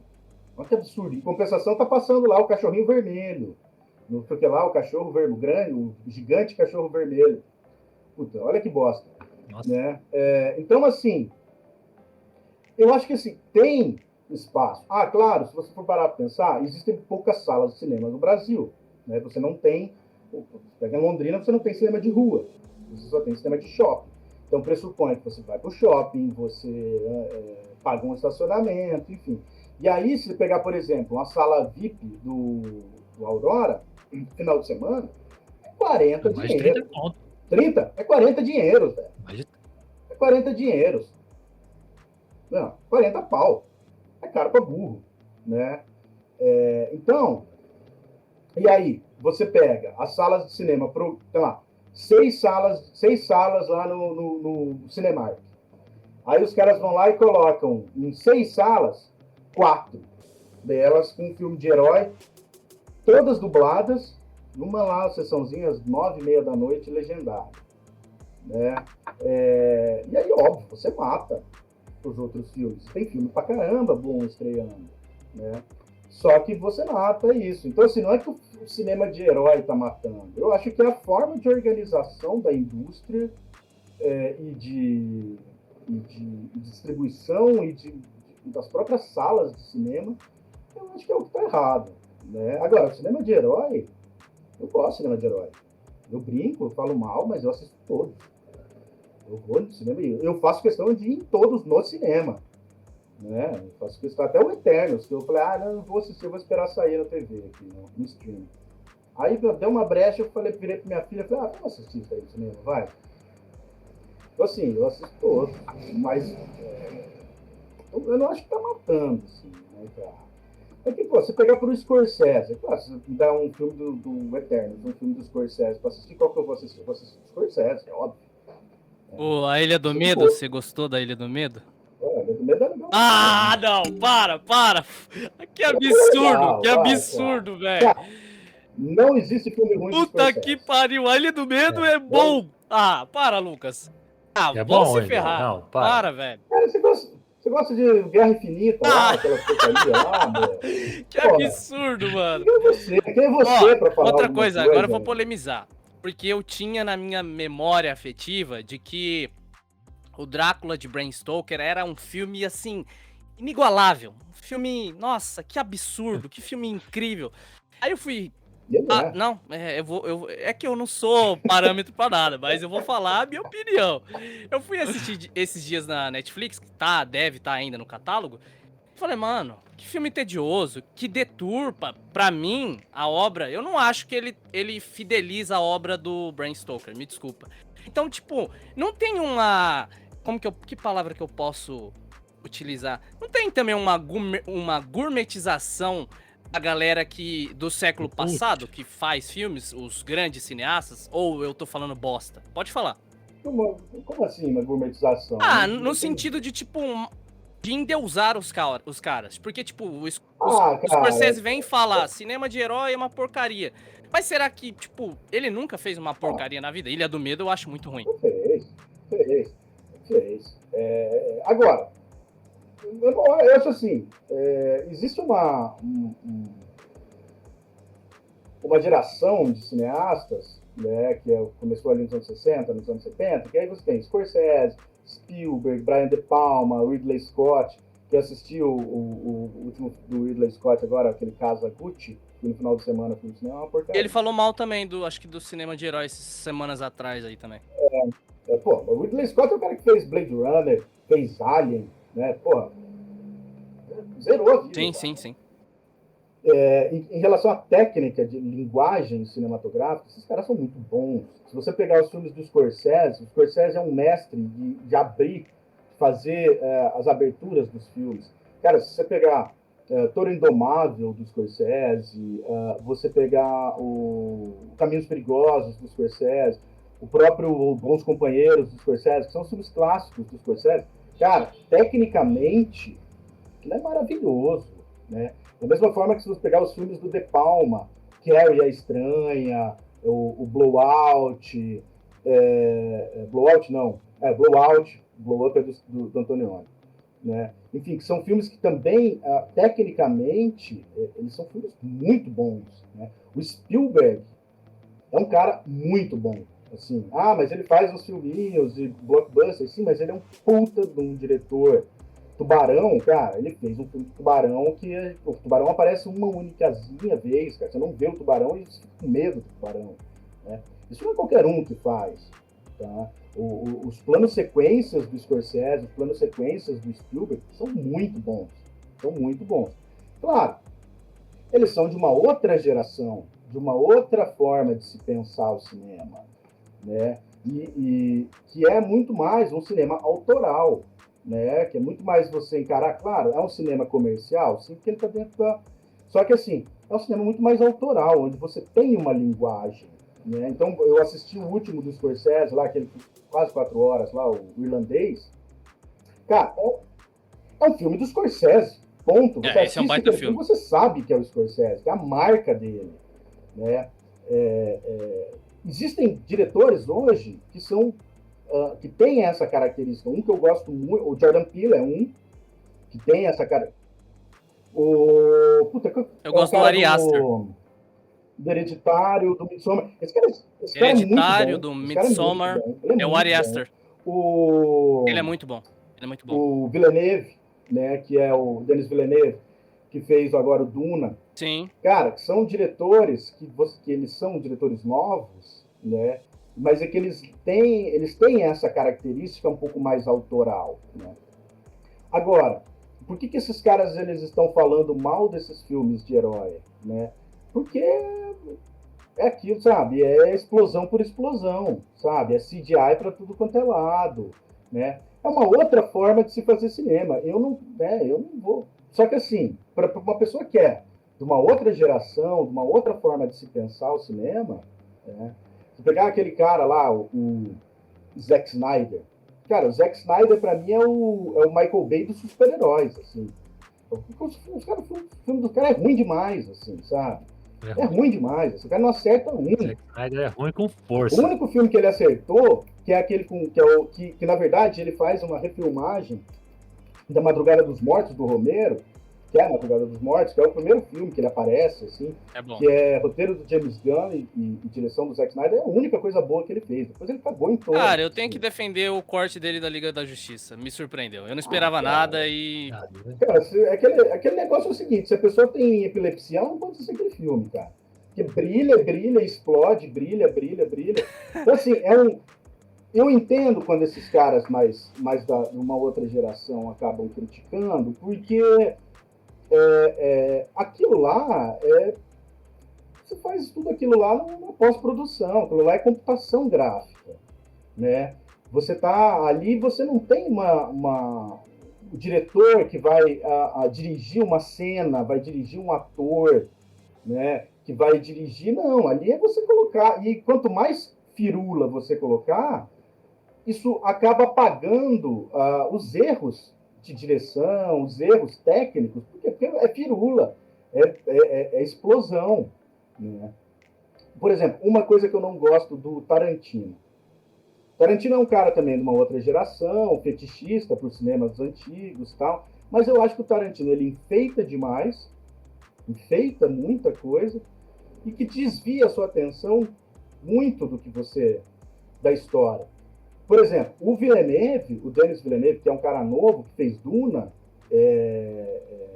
fez o Blade Runner 2049, ele é um cara que, beleza, os filmes dele têm efeitos especiais, tem CGI, só que ele não desvia o foco da história, né? Ele tem um estilo de direção que ele te mantém na história, te mantém preso. Pô, quem já leu o livro do Duna, Frank Herbert, sabe que a história é carregada, é uma história difícil de contar, ela não é uma história de ação, né? São poucos momentos do livro que ele tem a ação, né? Então, assim, ele não desvia em nenhum momento o foco do que ele está contando. Agora, se pegar o Zack Snyder, cara, é firula, é tiro, bomba e explosão para câmera lenta, sabe? Aí coloca uma música, com o Batman tentando pegar o negócio. Que troço chato, cara. E aí eu entendo quando os caras os caras que, tipo assim, se preocupam com a linguagem cinematográfica, para não criticar isso, né?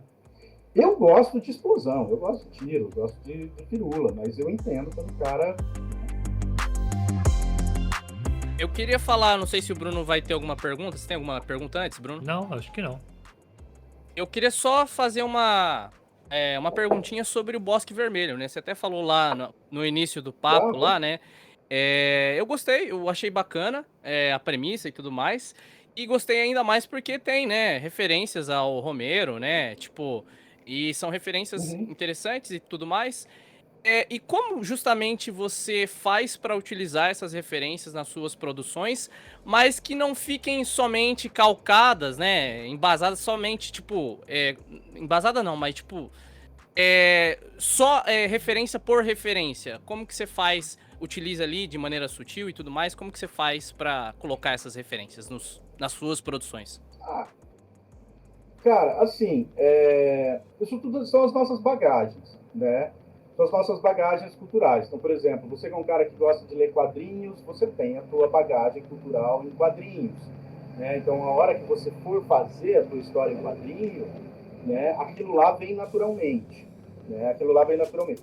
Eu gosto muito de trabalhar com esse tipo de ideia, da gente fazer uma certa homenagem, né? Eu vou contar a história do Bosque Vermelho. Na verdade, o Bosque Vermelho ele surgiu meio que no susto, porque assim, eu e o Fofão a gente foi chamado, ia ter o Festival de Cinema em 2013, ia ser lá no Londrina Norte Shopping, né?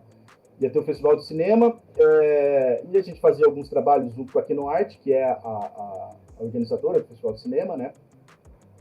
E aí eles chamaram, né? E aí, o seguinte, eu queria trazer o Rodrigo Aragão. Queria trazer o Rodrigo Aragão para cá, que é esse diretor de Capixaba e tal, só que eu não tinha dinheiro. E eu queria trazer os filmes dele, porque eu queria assistir os filmes dele. Eu não tinha dinheiro.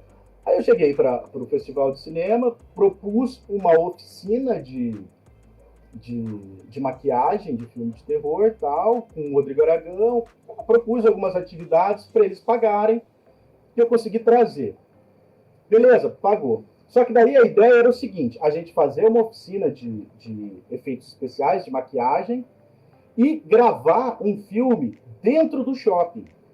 Então, assim, a ideia era a gente gravar um filme, ia acontecer a oficina nos primeiros dias do festival, a gente gravava o filme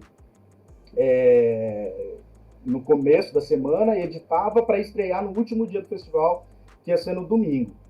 E aí nós criamos um roteiro homenageando descaradamente o Romero, que era um filme de zumbi dentro do shopping, que é O Madrugada dos Mortos, que é o melhor filme, um dos melhores filmes aí de zumbi do Romero, né, que passa dentro do shopping.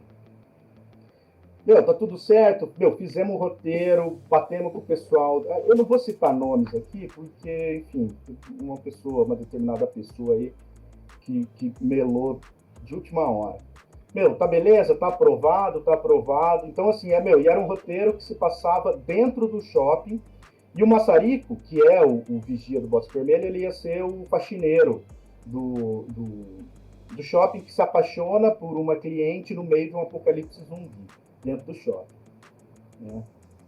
Só que assim, faltando um dia para a gente começar a fazer o filme, uma pessoa chegou e falou assim, não vai fazer isso dentro do shopping, não vai poder fazer isso dentro do shopping, não vai. Aí a gente falou assim, cara, como não? Tá tudo certo, tá tudo contratado, tá tudo, o roteiro tá pronto, nós não temos outra coisa para fazer e o negócio começa amanhã.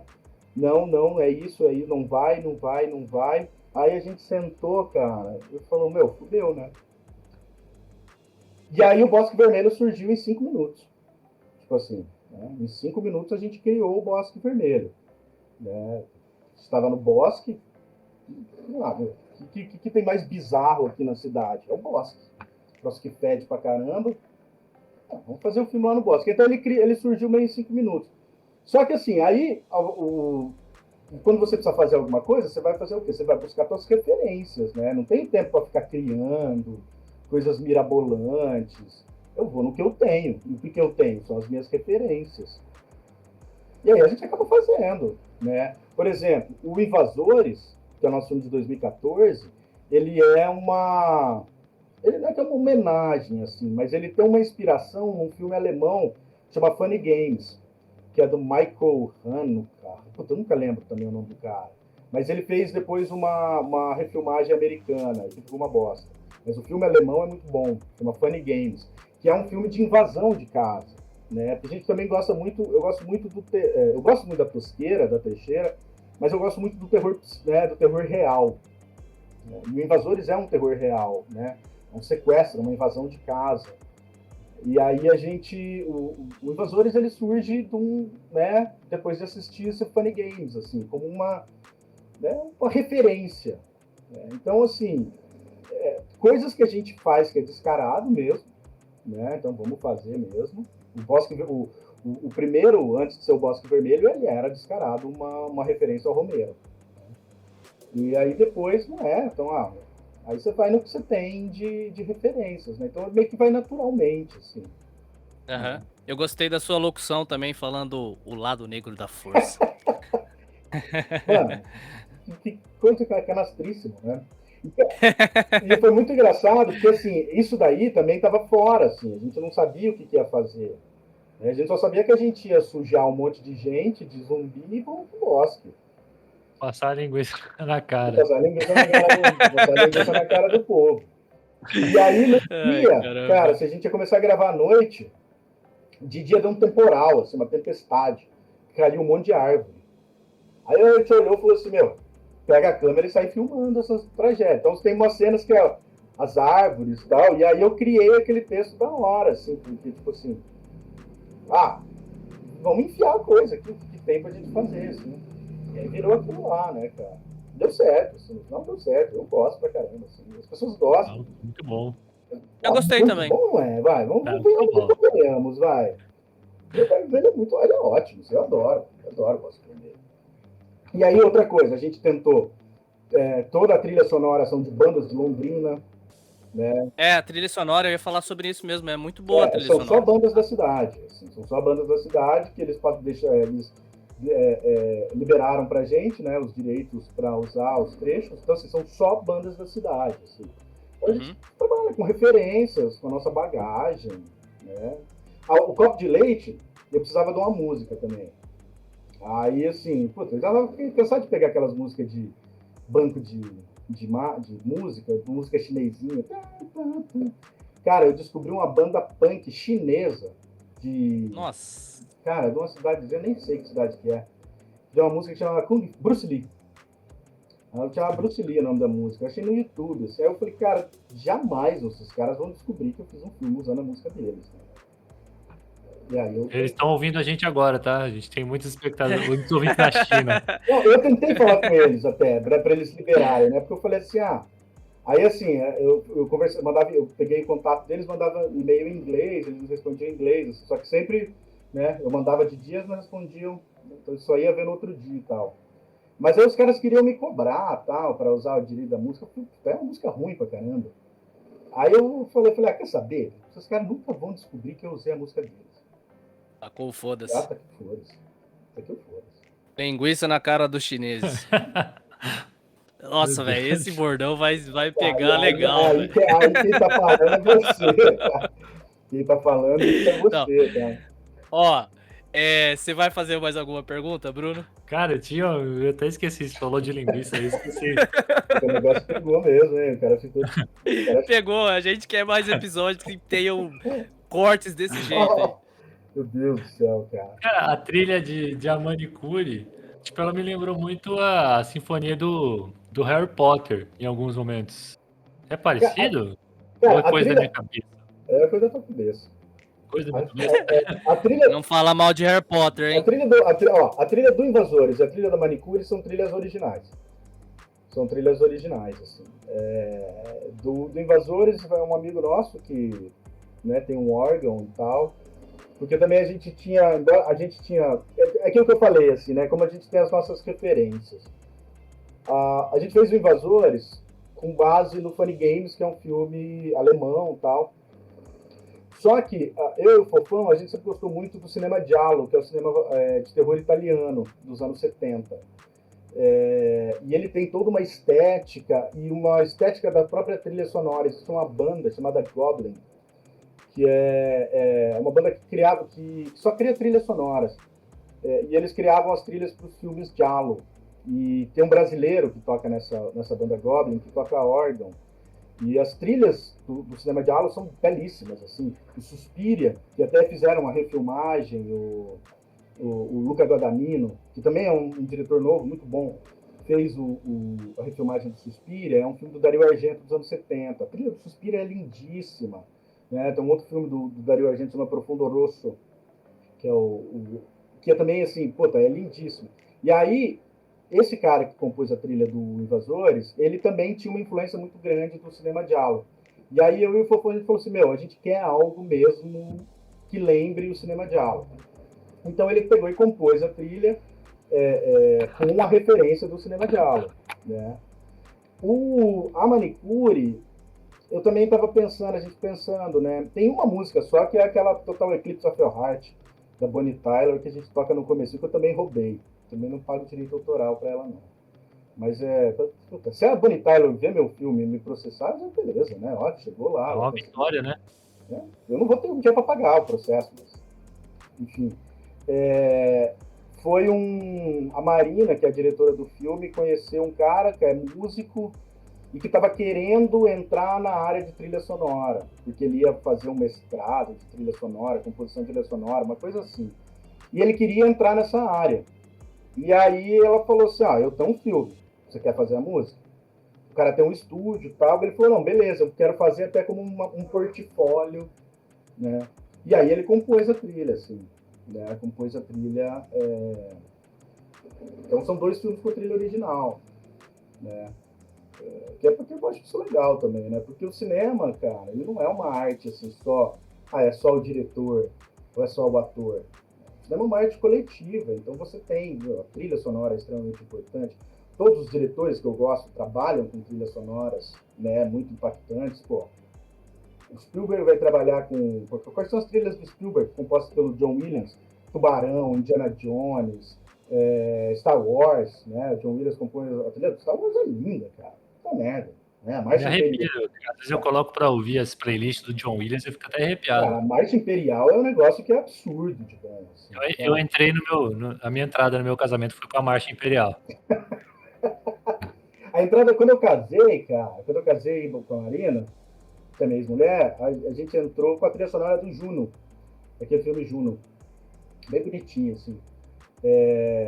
Mas veja, o próprio outro diretor que eu sou apaixonado, que é o Sergio Leone, que faz filmes Western Spaghetti, as trilhas sonoras dele, o Ennio Morricone, que era o compositor das trilhas dele.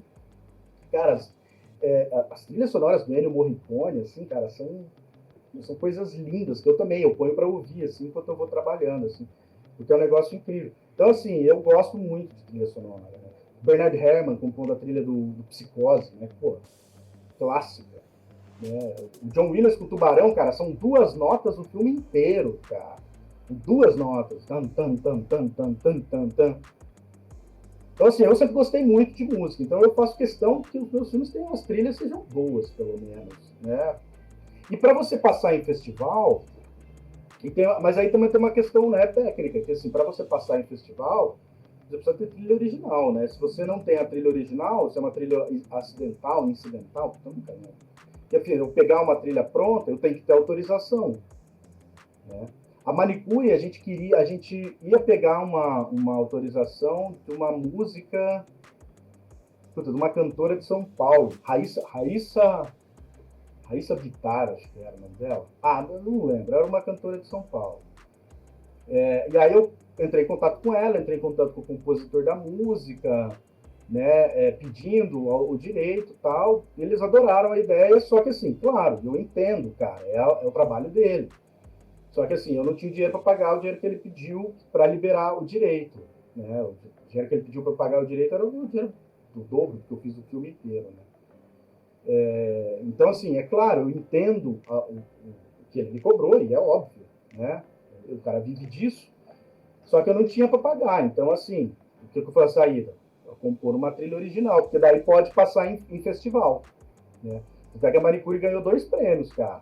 A Manicure ganhou melhor filme do júri popular no Festival da Kinoarte aqui, e ganhou no ano passado, melhor filme nacional no Festival Morcego, o Festival de Cinema de Terror de Goiânia. Melhor curta nacional. Né? Pô, que legal. Então, assim, só que para você conseguir concorrer a isso, você tem que ter essas trilhas originais. Né?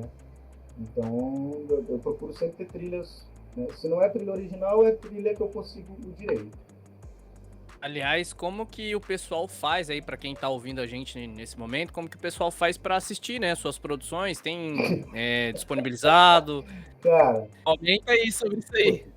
então, a gente é tão bagaceira, que nem nosso canal no YouTube a gente consegue organizar direito.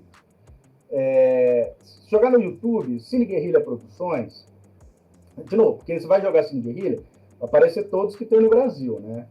Vai jogar Cine Guerrilha Produções. E aí tem algumas coisas que a gente fez. Tanto os filmes, né? Na verdade tem 2 filmes no canal. Tem o Bosque Vermelho e tem um que é o primeiro que a gente fez numa oficina que chama Desconectados, que a gente fez com o pessoal jovem e tal. É bacaninha também como experiência e tal. Mas ele é um filme completamente diferente assim, das coisas que a gente faz. Tem os nossos... A gente também fez muita vinheta, umas bobajadazinhas assim, que a gente colocava lá. E a gente tinha um programa também com a Sonkei, que era um programa online, que chamava Sonkei Sessions, que iam bandas lá na Sonkei, que é aquela loja de instrumentos ali no centro, aqui em Londrina. Iam lá, tocavam, né, faziam um set curtinho lá, um pocket show, e depois a gente fazia uma entrevista e tal. E tem esse material todo lá, da Sonkei Sessions. Aí tem coisa bem legal, assim, umas bandas que já nem existem mais, tem atração internacional, olha que chique. E aí tem o Bosque Vermelho. O Bosque Vermelho tá lá inteiro. Aí eu descobri que o Copo de Leite não tá lá. O Bosque do Copo de Leite eu vou colocar lá. E a Manicure ela não tá online ainda porque ela estava correndo o festival. Né? E tem essa também. Para você correr festival, o filme não pode estar online. Depois, e você tem... o filme são 2 anos, mais ou menos, de vida útil de um filme em festival. 2 a 3 anos. Manicure venceu agora, então a gente vai colocar ela no online, né, disponível. Mas, enfim, então está meio desatualizado lá, mas acho que até a gente está gravando agora, mas quando esse podcast for ao ar, eu espero que eu tenha tomado vergonha na cara e atualizado tudo lá. Mas dá para entrar. Cine Guerrilha Produções, joga lá no YouTube, vai ver as coisas que a gente fez. É bastante coisa, assim. Bastante coisa. Tem um negócio que eu adoro, cara, que a gente fez, muito trash. Muito trash. Tem uma mensagem de Natal. Tem lá são 3 episódios, assim. Tem um amigo meu, Bufunfa. O Bufunfa hoje mora ele é músico, ele tá morando na Inglaterra. E ele é grandão, assim, tem uma barba grande, branca. E eu sempre quis fazer o Bufunfa de Papai Noel. Aí nós gravamos, assim, são 3 mensagenzinhas de Natal, assim, que a gente gravou lá em casa, assim. Puta, cara, fizemos uma bagunça, velho. Os caras que trabalhavam com a gente era o Bruno Marconato, que era dono da barbearia, aquele bar. E aí ele passou uma semana juntando garrafa velha e bituca de cigarro, pra gente poder compor o cenário. Aí chegou lá em casa, encheu de bituca de cigarro e garrafa velha, assim. Na sala da minha casa, minha filha pequenininha andando no meio daquelas coisas, nossa senhora. E aí nós fizemos uma mensagem de Natal lá, é de 2017, acho. Eu nem lembro o ano mais. Que é massa, assim, eu adoro aquela mensagem de Natal. Assim, tá lá, bem bagaceira também. Eu vi. É horrível. Mas assim, Eu vi. ruim pra caramba, assim, mas eu adoro. E tá lá. O Pangaré do Norte também é da hora. Cara, o Pangaré do Norte é ótimo, né? O Pangaré do Norte... Começa uma luta aleatória ali. Cara, uma coisa que é legal, e tem mais umas outras vinhetas que não estão lá. Uma coisa que eu acho legal ali no Cine Guerrilha é o seguinte: Tá, eu e o Fofão que a gente acabou criando ali o Cine Guerrilha. Mas a gente sempre deixou livre para todo mundo que depois participou ali com a gente, poder produzir, poder fazer e postar com o nosso nome, né? Então, por exemplo, depois o Massarico acabou entrando junto com a gente no grupo. Então, por exemplo, o Pangaré do Norte ele fez sozinho, sabe? Aí ele chegou para mim e falou assim, olha isso que eu fiz. Rachou o bico de rir, né? Então, vamos pôr lá, sabe? Tem umas outras coisas que a gente fazia, que eles faziam com o Massarico, assim, umas vinhetinhas curtas, que também estão faltando, que são geniais, assim. Então, assim, tudo que a gente fazia, a gente colocava lá, assim, sabe?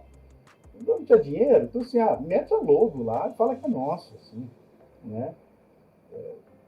É o que eu falo, cara, eu não vou ganhar dinheiro com isso. Eu teve uma época, quando eu saí da RPC, que eu achei que eu ia ganhar dinheiro por Cine Guerrilha. E aí eu descobri que não. Eu só me ferrei. Então, assim, eu descobri já tentando, né? Mas então, assim, eu não vou ganhar dinheiro com isso. Eu faço isso por uma questão de... Cara, é um hobby, assim. É um hobby que às vezes dá certo, às vezes não dá, né? Mas isso me ajuda no meu trabalho, né? Por exemplo, em sala de aula como professor. Ó, agora eu vou fazer uma perguntinha, na verdade, que eu não sei ainda se vai ser um quadro oficial aqui desse podcast, mas eu pretendo que sim. Ele é modesto, mas eu gosto, até para as pessoas conhecerem um pouco das referências dos nossos convidados. Na passada a gente entrevistou um quadrinista, né, o André Diniz. Ele produziu vários quadrinhos, dentre eles o mais recente, A Revolta da Vacina. Eu vou perguntar para você, claro, com algumas mudanças, o salvo e o não salvo. Primeiramente, eu queria que você citasse Salvo 3 ou filmes não salvo? Isso, salvo e não salvo. Se eu falei ou, desculpa.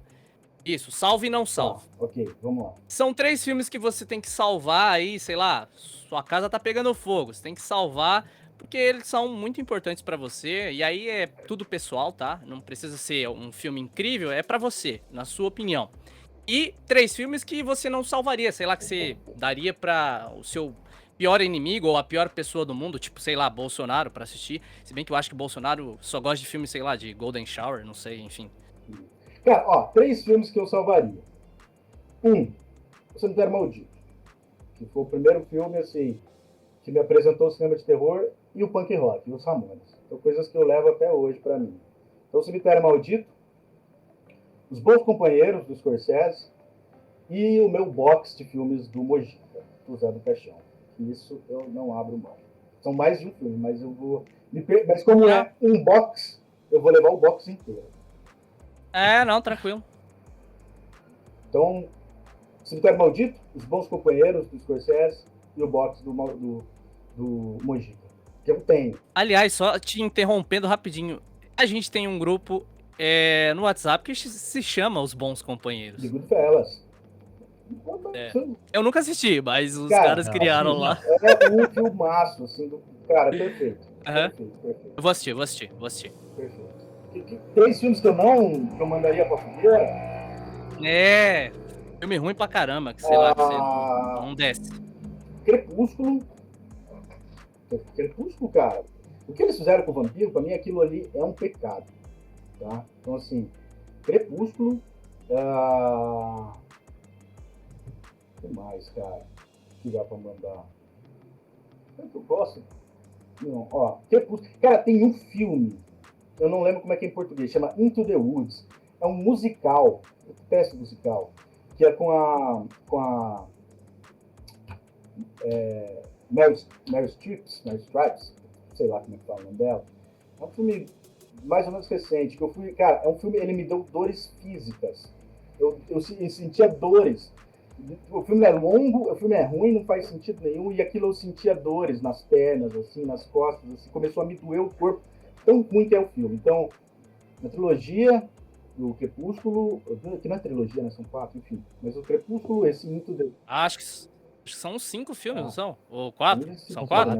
Acho que são 4. Esse Into the Woods, procura aí o nome aí, que em português que eu não me lembro. É um filme que é uma porcaria. E esse Into the Woods e... Puta.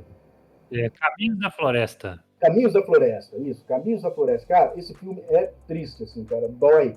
Pô, tipo, o filme me provocou dores físicas, cara. Olha só. Isso eu não vi, mas eu gosto muito da Meryl Streep, cara. Eu adoro ela cantando, ela atuando. Eu gosto. É A Regina ela Duarte. faria Batman melhor que o Pattinson. Ela é a Regina Duarte americana, né?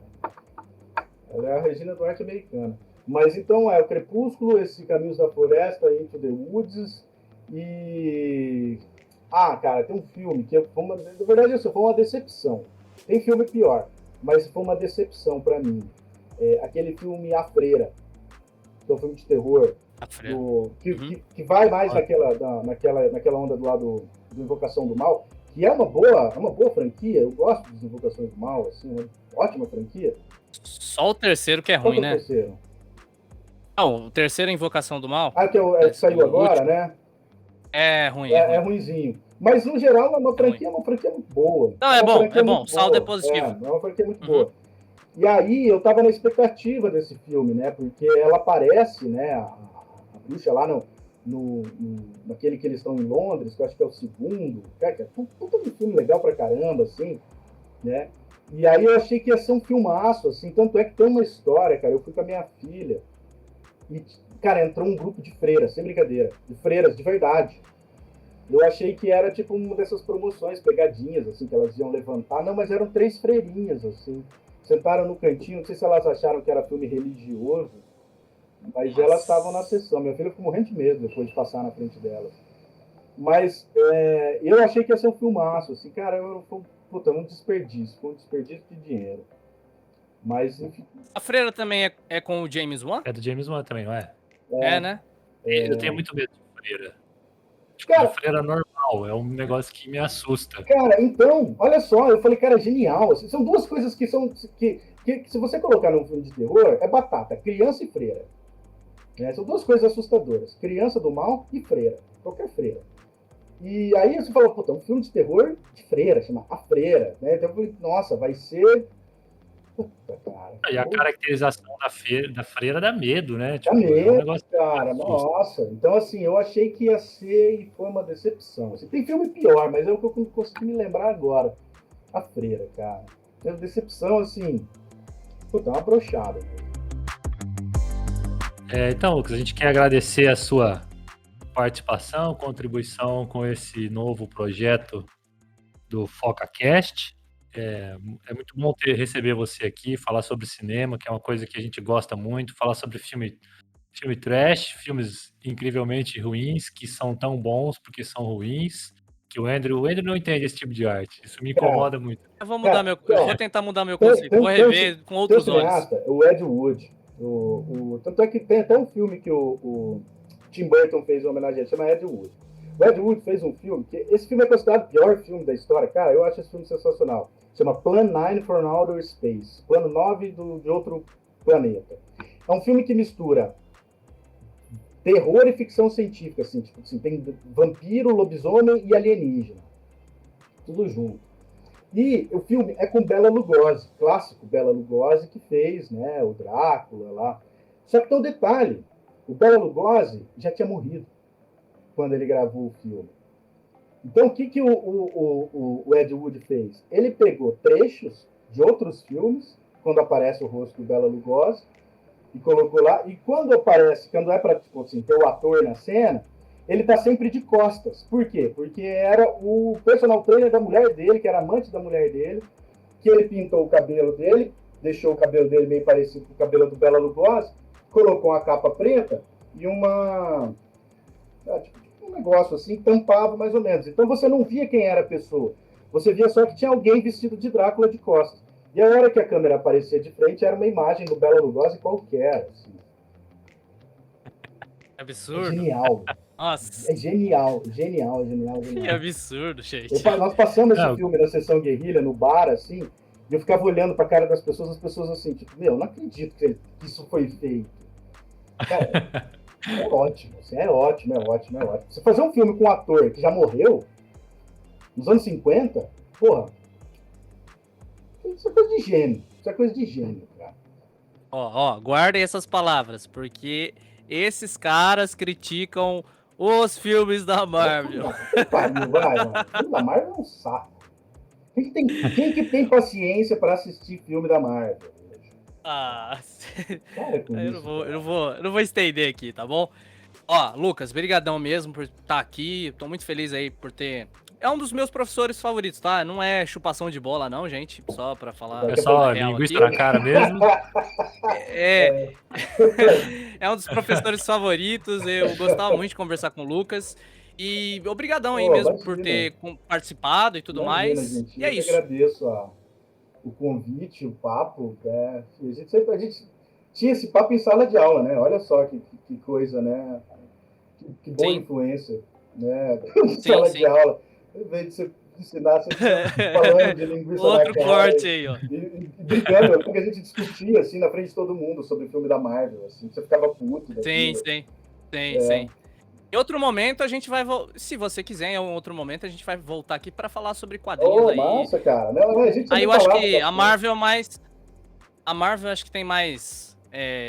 sei lá... aí ela tá mais... claro. faz mais jus ao nome, Claro, enfim. claro. Mas é isso, gente. Não se esqueçam de ouvir aí o FocaCast no seu principal tocador, né? Tá em vários locais. E também confiram o trabalho do Lucas, do Cine Guerrilha. Ele deixou a letra aí de onde você pode conferir, no YouTube, enfim. Um abraço.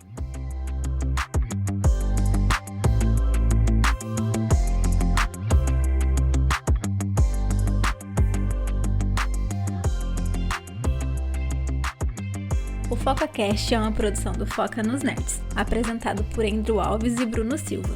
O programa é distribuído pelo Anchor. Nossa música tema foi composta por Patrick Patricius e está disponível na biblioteca de áudios do YouTube.